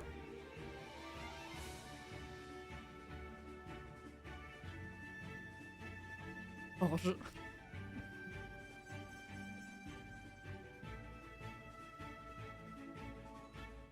Merci Roguenol, merci beaucoup pour le 4e mois, merci beaucoup. On devait faire quoi d'autre que le droit? À quel moment? T'es vraiment tombé dans une boîte épouvantable? Ah non mais ça allait! Celle-ci, ça allait? Non, celle-ci, ça allait, oh là là! Non, ceux-là, ils étaient sympas, ils m'autorisaient à partir à 18 h, donc...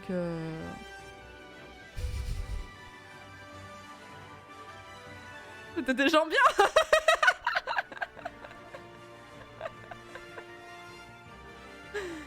Il y avait quand même 2-3 collègues sympas où ils étaient tous horribles. Non,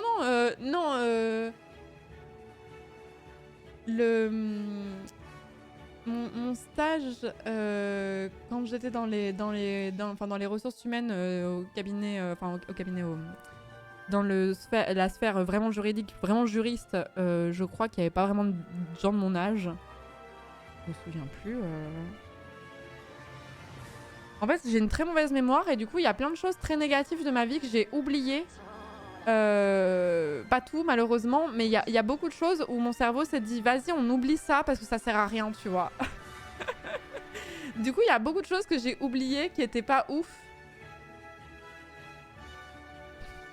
Je bénis mon cerveau de penser à ça, hein, mais... Tu vas traumatiser les petits bébous en licence de droit, ils vont tous flipper. Ah non, mais moi, j'ai juste pas eu de chance, mais en vrai, j'ai plein de potes, ça s'est bien passé. Mais non, mais je crois que j'étais dans un service où il y avait des gens qui avaient quasiment entre 40 et 50 ans, tu vois, donc j'avais pas vraiment de potes que je me suis fait ou quoi. Et en cabinet d'avocat... Mon cabinet d'avocat, il y avait un gars qui était très sexiste à mon encontre, qui était élève avocat, qui était horriblement sexiste à mon encontre et qui faisait des remarques sur mes tenues, etc. et tout. Et qui voulait... En fait, il voulait me pécho, mais en fait, c'est même pas il voulait me pécho, c'est pas il voulait me draguer, c'est, tu sais, il voulait me posséder, tu vois. Genre, c'était un cauchemar. Donc lui, il était chiant. Je l'ai oublié, je me souviens même plus de son prénom, je me souviens juste qu'il était d'extrême droite.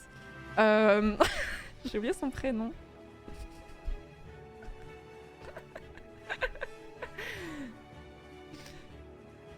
Un Astarion. Ah non, un Astarion. Arrêtez! Pas un Astarion! La bonne ambiance. Et je me souviens que l'autre stagiaire qui était avec moi, qui était dans le même service que moi, elle était complètement sous l'eau, elle était complètement à bout, mais elle avait un espèce de syndrome de Stockholm qui faisait qu'à chaque fois que je voulais bitcher sur notre plus 1, elle prenait sa défense systématiquement et j'étais en mode mais ouvre les yeux.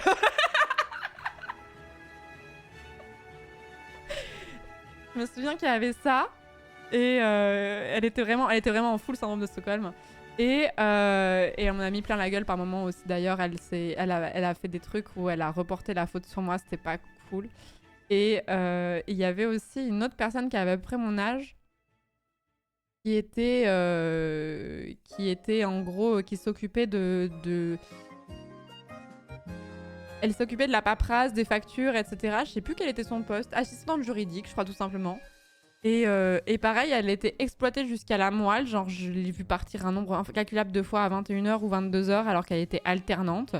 Et pendant que l'associée s'était barrée depuis bien longtemps si jamais elle avait daigné se pointer, tu vois.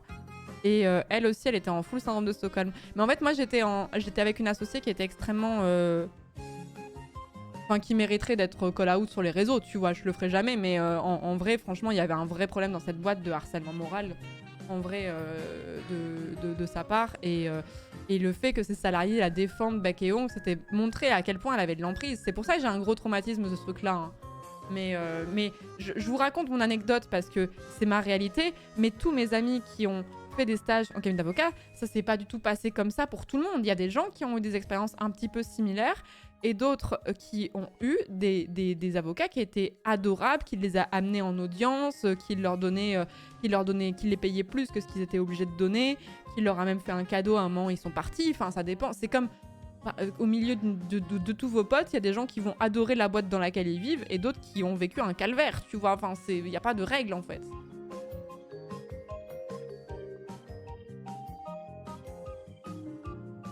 Comment tu pouvais la voir partir à 21h alors que tu partais à 18h? Comprends pas. Bah, vous avez confondu mes deux stages parce que peut-être que j'ai pas été claire. Mon premier stage où j'étais qui était court, où j'étais dans un service juridique, je partais sur les coups de 18h.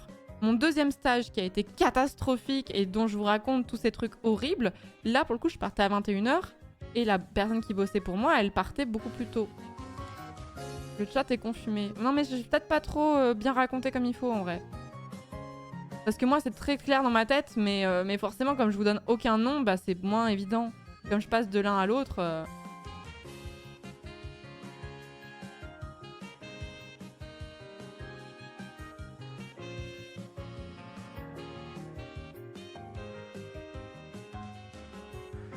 À ma première année de taf, je me suis occupée d'une stagiaire, elle a beaucoup aimé son stage, elle a trouvé du taf, j'en étais assez fière. C'est trop bien ça.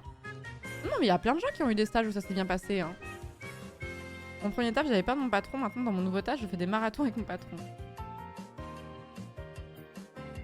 Tout ce que tu racontes comme étant un bon accueil de stage, pour moi c'est normalement la norme, l'emmener aux instances importantes, donner un cadeau en fin de stage, c'est le strict minimum. Et moi on m'a même pas payé le resto le dernier jour. J'avais bossé, je me demande même si j'ai pas... Parce qu'en fait, mon associé m'aimait pas, en fait. On m'a même pas... Enfin, c'est dans les normes, en fait, généralement. Surtout quand t'as un stagiaire qui est resté pendant quasiment 6 mois. Le dernier jour, tu l'emmènes au resto avec l'équipe, tu vois. C'est une règle tacite. Moi, ce n'est pas arrivé. Ce n'est pas arrivé. Et le truc qui m'a aussi foutu la gerbe, c'est qu'en fait, on m'avait fait miroiter que le dernier mois, je serais payée double. Du coup, j'étais fait comme un chien aussi pour pouvoir toucher double. Et en fait, je me suis rendu compte que c'était une grosse carotte et on m'a pas payé double. C'était une carène. Ah, mon associé, c'était 100% une carène.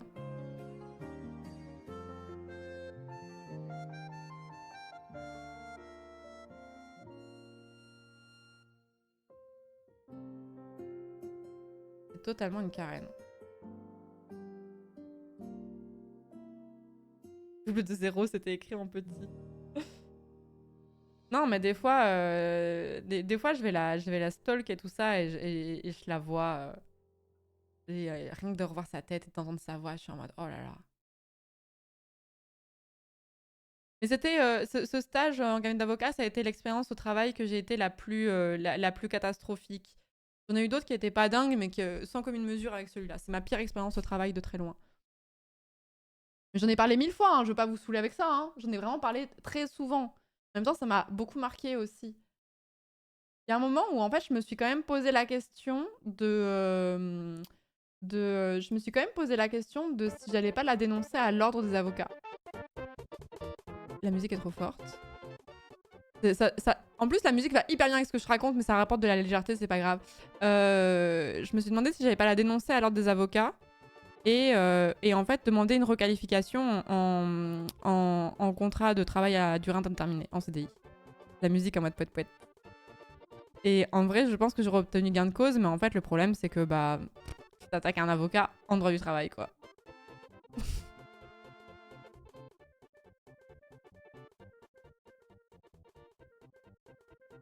Donc j'ai renoncé. J'ai renoncé. Je me suis dit, vas-y, prends sur toi, Florence, et t'as envie d'en finir avec cette personne. Et la meilleure façon d'en finir avec cette personne, c'est de juste s'arrêter, quoi. Ça fait la goofy vengeance de Florence.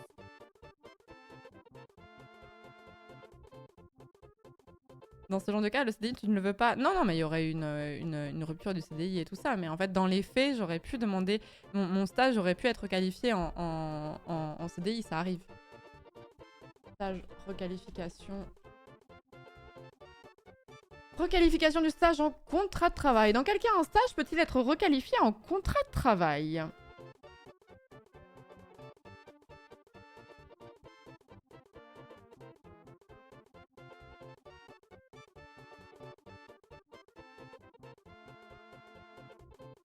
Donc... Attendez, je me souviens plus. J'avais vu tout un exemple où je me suis dit, bah ça je coche, ça je coche. Ça je coche.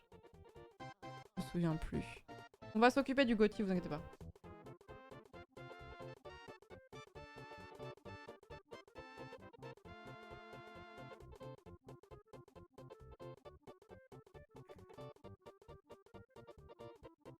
En fait, c'est flou, mais la Cour de cassation, elle avait déterminé que l'absence de formation par l'entreprise et l'affectation exclusive aux tâches normales d'un emploi dans l'entreprise constitue un motif de requalification en contrat de travail. Après, c'est à toi de prouver que tu n'as pas été formé du tout, ce qui était le cas, et que tu occupais les tâches classiques d'un emploi. Et très clairement, c'était le cas. Très clairement, c'était le cas. J'avais vu une liste une fois de faisceaux d'indices qui pouvaient amener une requalification en contrat de travail. Mais enfin, je vous raconte le quart de ce qui s'est passé sur ce stage, en fait. Hein. Je vous raconte le quart. Hein. Il y a des trucs que j'ai même oubliés, en fait. Tellement ça a été compliqué. Maintenant, je peux en parler sans trop de difficultés. Mais moi, je me souviens, j'ai une anecdote triste, mais... Pourquoi je raconte ça? Pourquoi je fais ma psychothérapie en live, là? Ça va pas, Florence? Je me souviens que j'avais j'avais un week-end entre potes juste après la fin de mon stage et qu'il y avait un train qui avait duré 3 heures. Juste après, donc je quittais le cabinet d'avocat et je prenais le train pendant 3 heures pour rejoindre mes potes et je me souviens d'avoir pleuré de soulagement pendant 3 heures. C'est vous dire à quel point j'étais complètement brisée. Mais maintenant ça va super, regardez. Maintenant je vis ma meilleure vie, tu vois, je suis sur Twitch. Ils ont dû me voir, ils ont dû se dire ah du coup maintenant elle fait ça, la gueuse là. Mais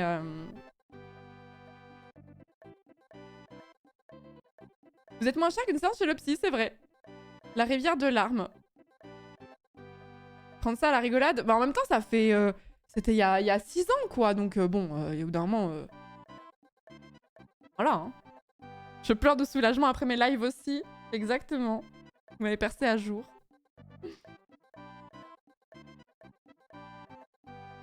Mais à la base, je me souviens quand j'avais encore ma chaîne YouTube, je voulais parler de mon expérience en cabinet d'avocat sans les citer ou quoi. Je voulais raconter mon expérience à moi. Et je pense que j'ai des... Dans un coin, faudrait que je les retrouve, mais Je sais que j'ai des carnets où j'avais écrit plein de trucs qui s'étaient passés pour m'en souvenir. Maintenant, je me fais bully par Astarion, mais c'est un plaisir. Rien à voir. Voilà, le point de départ, c'était l'argent et le fait que les riches étaient déconnectés de la réalité. Pardon. On a bifurqué quelque peu. J'arrive en cours de route, mais tu faisais pas ton stage dans un truc de droit du travail en plus, car c'est ta spécialité, je crois. Eh bien si, Cléminou, c'est toute la beauté de cette anecdote. Les cordonniers sont les plus mal chaussés, hein. Vraiment. C'est ça que je trouvais hallucinant, et c'est l'une des choses qui m'a fait dire, bah, tant pis, tu vois. Mais le seul truc que j'ai fait pour me venger un peu de ce cabinet d'avocat, c'est que je l'ai dit à mon master et que j'ai parlé de ce cabinet d'avocat pour qu'en gros, les futurs étudiants n'aillent jamais retourner dans ce cabinet d'avocat. C'est ce que j'ai fait.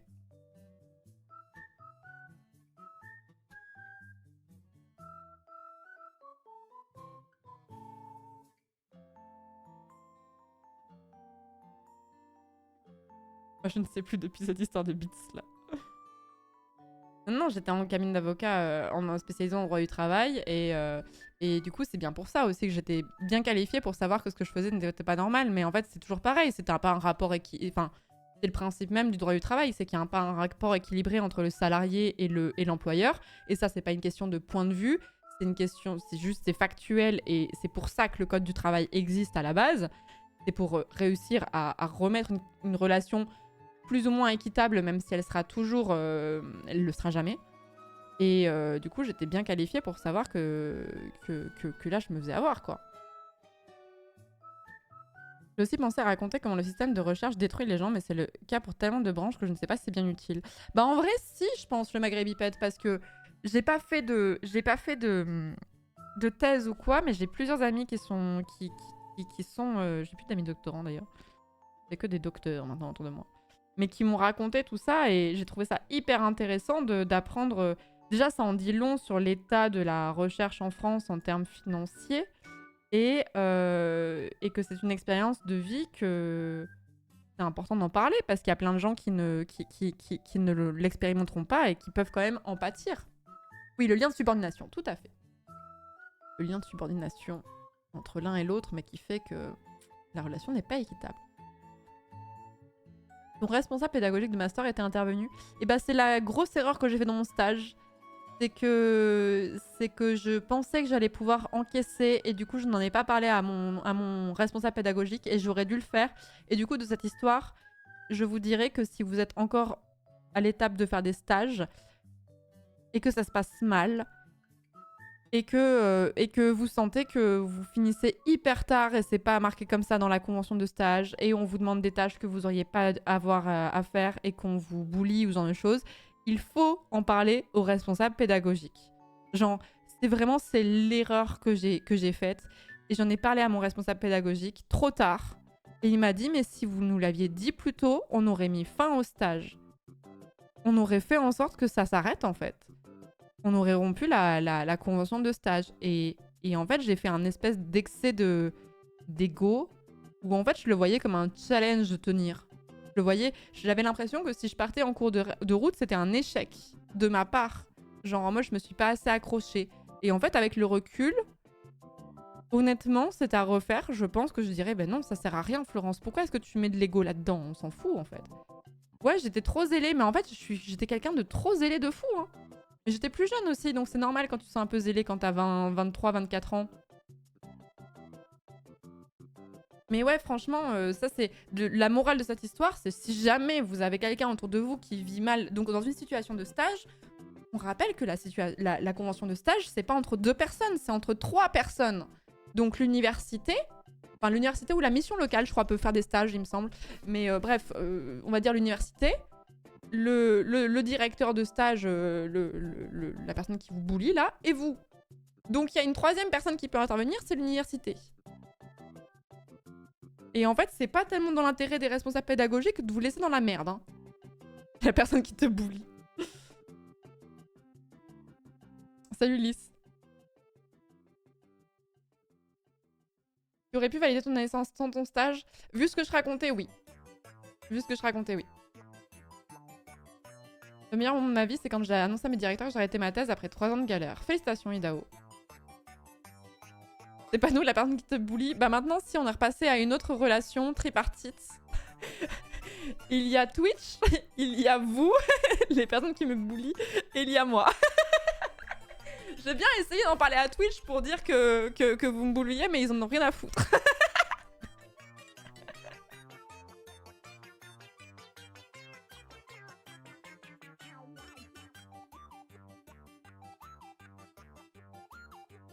J'avais fait le son méchant.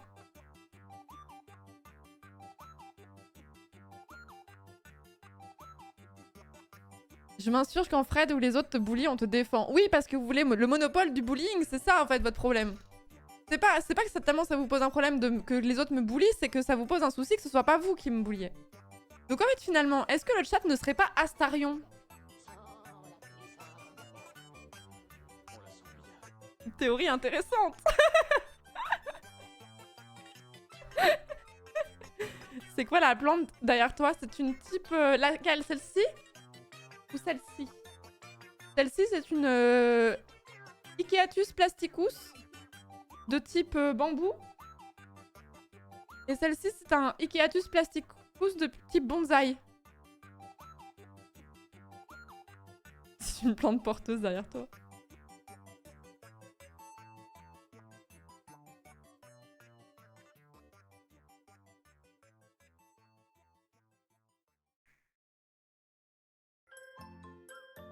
Nous sommes Astarion.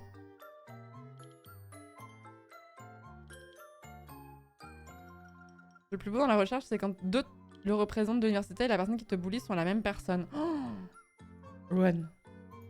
Non mais en fait la vie elle est trop courte pour se dire non mais il faut que je tienne et tout. Moi j'étais un peu en mode dans une logique de ça va... Peut-être que je marche à l'envers mais en vrai pour en avoir discuté avec d'autres personnes, c'est pas la première fois que j'entends ça, mais il y avait une logique de si j'encaisse ça va me rendre plus forte. Et genre, je vais être plus résiliente en fait, genre en mode un peu, comment dire, ton chemin de croix quoi. et en fait, c'est une idée de merde de faire ça. C'est vraiment une idée de merde et c'est bon. Si vous en arrivez au stade où vous vous dites faudrait que j'arrête, je pense que vous avez suffisamment encaissé, ça sert à rien. Ça sert à rien de faire plus quoi. Ouais, vraiment une logique de ce qui ne tue pas te rend plus fort, tu vois. Je me suis dit franchement... J'étais dans un shonen, exactement, ouais.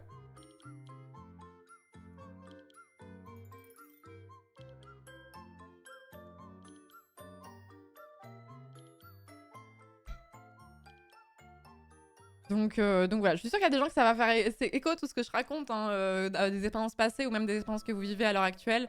Il y a un moment donné où l'excès de zèle et se dire non mais il faut que je prenne... Tu sais, la culpabilité de dire mais tout le monde tient le coup, il y a que moi qui ai l'air de craquer et tout ça. On s'en bat les couilles, on s'en bat les couilles.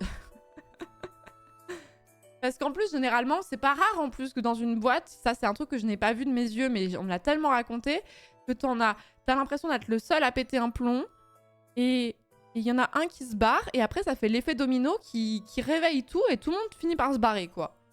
Ça, c'est une expérience que j'ai entendue mais tellement de fois, je l'ai pas vécue, mais... Quand vous êtes la personne qui mettait le petit gravillon là dans le truc bien rondement mené là, ça me rappelle quelque chose. Donc il y a pas de non les autres ils prennent sur eux et tout machin, à moi de prendre sur moi, c'est bon hein. C'est bon hein. De ouf, vécu dans 3 boîtes. La vache. Moi que je suis en arrêt maladie pour ma thèse, je pense que j'ai été un peu con comme ça à m'entêter. Bah après, voilà, tu peux pas forcément t'en rendre compte tout de suite. L'avantage, c'est de s'en rendre compte en cours de route, quoi. Mais je comprends hein, qu'il y ait ce côté un peu en mode je le vis comme un échec, etc. et tout. Mais enfin, si c'est pour aller jusqu'au bout du truc et après être bien traumatisé et tout ça, moi maintenant, je peux vous parler de mon stage assez librement, même s'il y a des choses que j'ai pas forcément envie de raconter ou quoi, parce que c'est encore trop touchy. Mais je me dis, putain, à quel prix, tu vois? Enfin, c'est bon, j'ai mis des années à processer le truc pendant des mois et des mois, je pouvais plus en parler de ce stage, quoi. Rien que le nom, l'évoquer le nom, je me mettais à chialer, tu vois. C'est bon, la vie, elle est courte pour s'infliger des choses pareilles, quand même.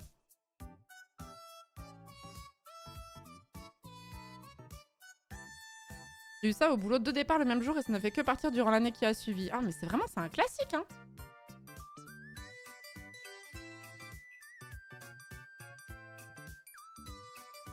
C'est exactement ce que j'ai fait récemment.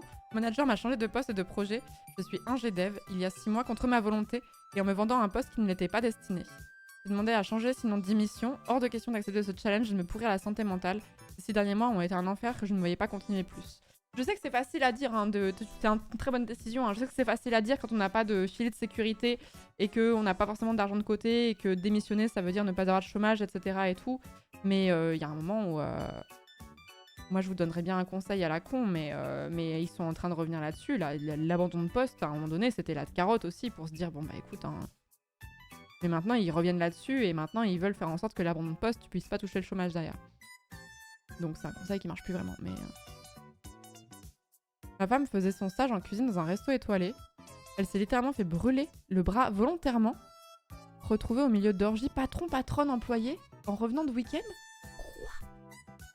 Elle croyait que c'était normal ? Non. J'ai réussi à la convaincre d'appeler son école qui a mis fin à son stage prématurément. Mais quoi ?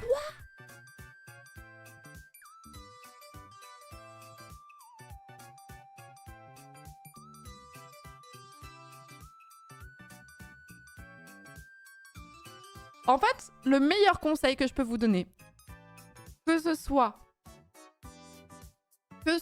dans des situations de travail, des situations de relations toxiques, généralement on met pas toujours ce mot là-dessus de prime abord, mais bref.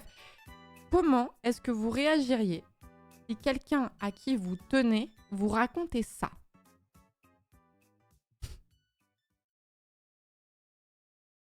C'est le meilleur conseil que je peux vous donner. Vous deviennent fous. Et bah si vous devenez fou pour un de vos proches, faut devenir fou pour vous. Cette phrase de merde qui veut rien dire, mais vous avez compris. Je te comprends tellement, mon stage de fin de master, c'était 6 mois d'abus et d'anxiété. On me prélevait des tickets resto sur ma paye que je n'ai jamais reçu ces tickets. Le jour où j'ai demandé, le lendemain, je me suis trouvée virée car apparemment j'aimais trop ragoter. Mais c'est quoi ce motif ? Vous aimez trop ragoter, vous êtes licencié. J'avais peur d'en parler à ma fac et finalement ils m'ont défendu jusqu'au prud'homme. Oh, t'es allé jusqu'au prud'homme, bravo à toi. Là-dessous, tu as bien fait. On fait une thérapie de groupe là. Hein. C'est terrible, ça me rend trop triste. En vrai, les abus en matière de droit du travail, c'est un sujet vers lequel je me destinais, donc c'est un truc dont on parle souvent et ça me rend toujours trop triste de voir toutes les expériences que je lis à chaque fois. Tu le sais que le travail est une souffrance pour beaucoup de gens, mais à chaque fois, ça me rend trop triste. Merci beaucoup la super tomate pour le 6e mois et merci Malankine pour le 16e mois. Je vais lire ton message du coup. Merci beaucoup, c'est très gentil. Merci beaucoup. Merci pour ton très gentil message, Malankine. Ils reviennent sur l'abandon de poste et sur la rupture conventionnelle comme comment tu veux que les départs désirés réciproques se passent sereinement. Oui, mais c'est une catastrophe. Une catastrophe. En parlant de stages traumatisants, je suis infirmière, mes parents aussi, ça a toujours été l'enfer, les stages entre les profs pas formés, n'ayant jamais travaillé, et les diplômes au bout du rouleau. Et les diplômés, pardon, au bout du rouleau qui passent leur nerf sur le stagiaire, c'était horrible. Ouais, le milieu de la santé, c'est terrible aussi. Hein. Force à vous. Force à vous.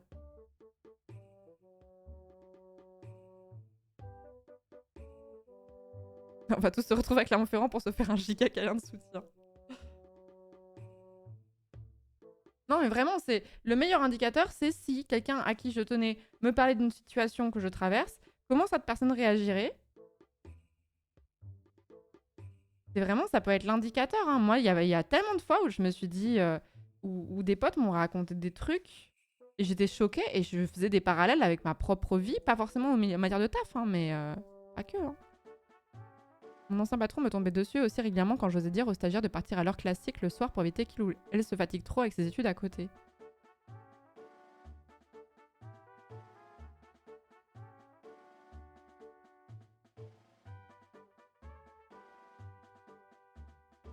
Allez.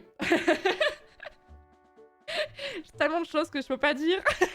Mais vous savez ce que je me dis. J'ai envie de casser des bouches là un peu quand même.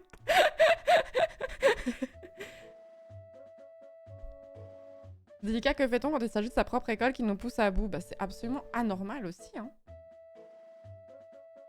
T'as pris ton après-midi ? Ça, on me l'a dit. J'étais en crise d'endométriose et j'ai voulu partir genre sur les coups de 17h parce que j'étais en crise d'endométriose. On m'a dit, tu prends ton après-midi ? Non.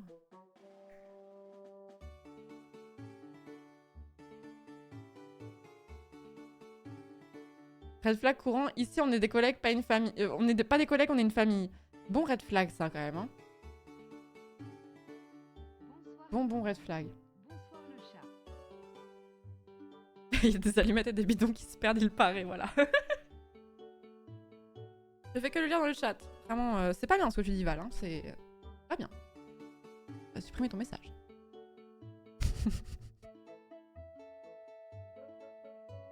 Merci Darjeeling Nul, merci beaucoup pour le 11e mois de sub, merci encore Malankine pour le 16e mois et pour le gentil message qui l'accompagnait, merci Aristoloutre pour le 2e mois de Prime, coucou pour l'année de sub, Greg Ladia pour le 6e mois, GameFab pour le 17e mois, merci beaucoup. Mais après je voulais pas vous mettre dans un mauvais mood en vous racontant mes histoires de galères de taf salarié et assimilé, mais aussi c'est aussi pour vous dire que même, en fait il y a des fois on a la tête dans l'eau et on a l'impression que les choses qu'on nous a fait vivre nous ont laissé des séquelles vraiment profondes et c'est le cas, mais en fait, il y a des possibilités aussi après d'avoir d'autres expériences de travail qui se passent beaucoup mieux et que le travail ne soit pas associé à l'anxiété pure et que en fait, on guérit aussi de ces choses-là. Hein. Enfin, regardez comment je vous en parle. Bon, je rigole un peu aussi parce que c'est plus facile que de dealer avec des émotions plus fortes.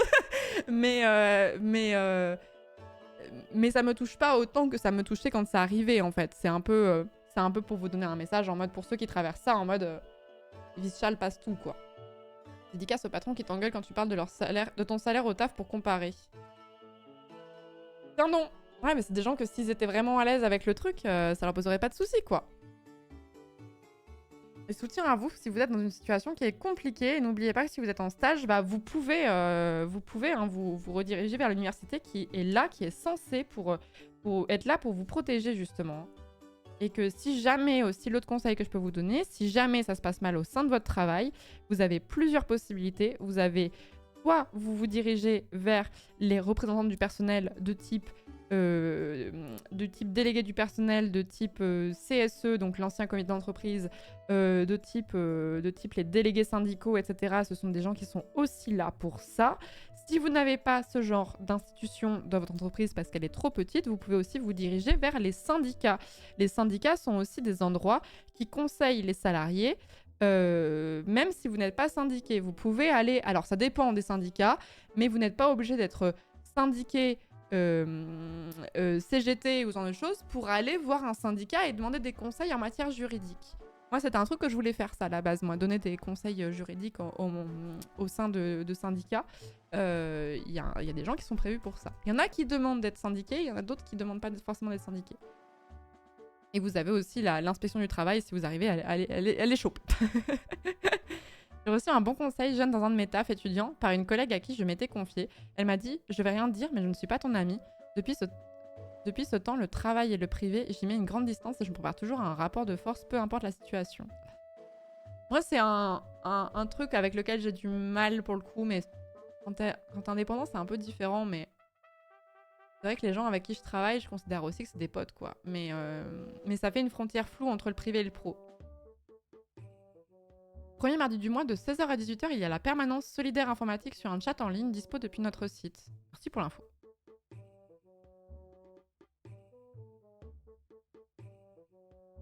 Délégué syndical chez Dassault pour ma part. Tu dois avoir du taf, toi. Donc voilà, je sais que c'est difficile et tout, mais il y a quand même aussi des choses qui vous permettent de recevoir de l'aide extérieure quand c'est pas forcément des collègues au sein de la boîte ou ce genre de choses où ça peut être un peu délicat. Et en fait, d'en parler aussi à ses amis. En fait, ses amis, son partenaire, sa famille, enfin peu importe à qui vous faites confiance. C'est aussi des gens qui peuvent aussi être témoins de votre... Dans cette musique. De cette... des conséquences sur votre état mental et qui peuvent aussi vous donner peut-être le déclic pour décider de passer à une décision importante de type je fais prud'homme, de type je quitte ce taf, de type voilà, j'appelle l'inspection du travail, ce genre de choses.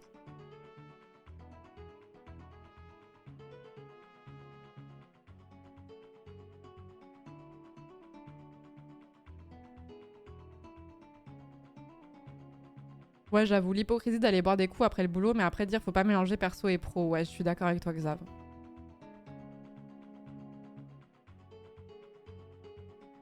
Travailler avec des potes, c'est pas toujours facile. C'est quand le perso ou le pro déconne, tout déconne. Ouais, Très compliqué.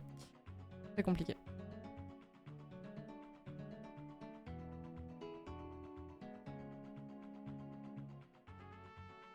J'ai fait un burn-out à cause d'une chef toxique responsable de sécurité au travail. L'expression c'est le cordonnier qui est le plus mal chaussé a vraiment tout son sens parce que même en travail, en prévention des risques, j'ai rien vu et j'ai plongé dedans à pieds joints. Bah ouais, mais les autres, c'est toujours... les autres ont l'air toujours plus prioritaires et en fait on a toujours tendance... Ça c'est vraiment le truc, on passera sur le Gotti juste après, mais c'était vraiment le truc qui m'avait le plus marqué quand on avait fait le live libre antenne avec des étudiants lors de la crise du Covid, où en fait les étudiants, on n'en parlait pas du tout et ils étaient complètement livrés à eux-mêmes à étudier depuis chez eux, dans des conditions très compliquées et tout. Il y avait tout le monde qui disait « Non mais moi je suis pas le pire, parce qu'en vrai, il y a des gens qui traversent plus compliqué. » Et du coup, en fait, les gens ont vachement tendance à relativiser leur propre situation en prenant toujours un exemple de j'ai un ami, j'ai un oncle, mon mec, j'en sais rien, tu vois, qui vit une situation plus compliquée et du coup, moi ça va, je peux encaisser, tu vois.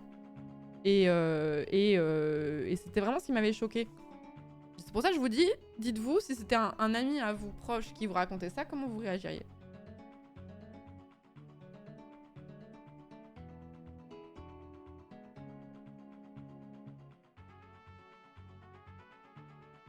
J'ai l'impression qu'entre prof de fac et chercheur, la frontière entre pro-privé vole vite en éclats. Ce n'est pas le seul domaine, hein, c'est sûr. Bon allez, on va passer sur un sujet plus joyeux. On va parler du Gotti. On va parler du Game of the 10 Years.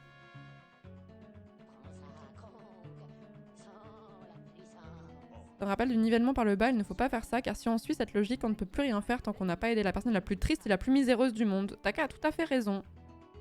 Malgré toutes les conneries que Taka débite dans ce chat... Il a raison.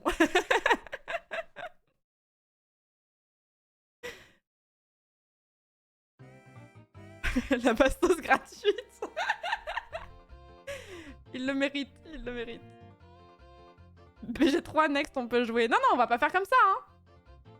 50% de conneries, 50% syndicaliste. C'est vrai ça, Taka. C'est vraiment une très très bonne description de ce que tu es comme personne.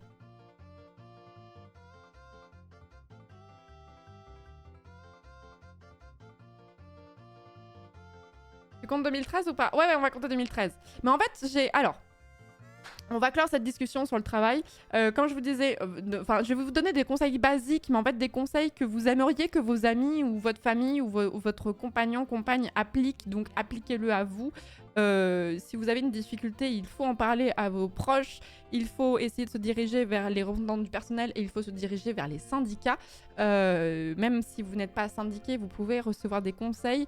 Il y a aussi des trucs sur Internet qui sont plus spécifiques à des branches et dans ce cas-là, il faut se renseigner, comme vous disiez tout à l'heure, pour les devs et tout ça. Mais voilà, c'est important et je comprends bien que la pression économique soit un truc qui peut te pousser à prendre sur toi, mais c'est aussi important de prendre soin de vous. Je dis un peu des banalités, hein, je le sais, et que vous allez être d'accord avec moi et tout ça, mais faites attention à vous. Voilà. Faites attention à vous. On va passer sur... J'espère que ça va aller, parce que le sujet n'était pas des plus joyeux. On va élire le GOTY, le Game of the 10 Years, de ces 10 dernières années. Je m'inspire de cette revue que je vous montre. Je ne suis pas comme sur TikTok, on peut lire. Je suis très énervée, parce que sur TikTok, quand les gens présentent des bouquins, ils les présentent en reverse. Genre, tu ne peux pas lire, en fait, le truc, je ne comprends pas. Bref. Ça m'énerve de fou. Je me dis, mais il suffit juste de faire miroir sur le truc. on a les combats qu'on mérite, d'accord. Merci Niziel pour les combien? Pour les 5 subgifts, merci beaucoup. Merci Jogantom, merci beaucoup pour le 32e mois. Merci Runpulse pour le 8e mois, merci beaucoup. Merci à vous et plein de cœur à vous, à ceux qui souffraient de votre situation au travail, passée ou actuelle. On pense fort à vous.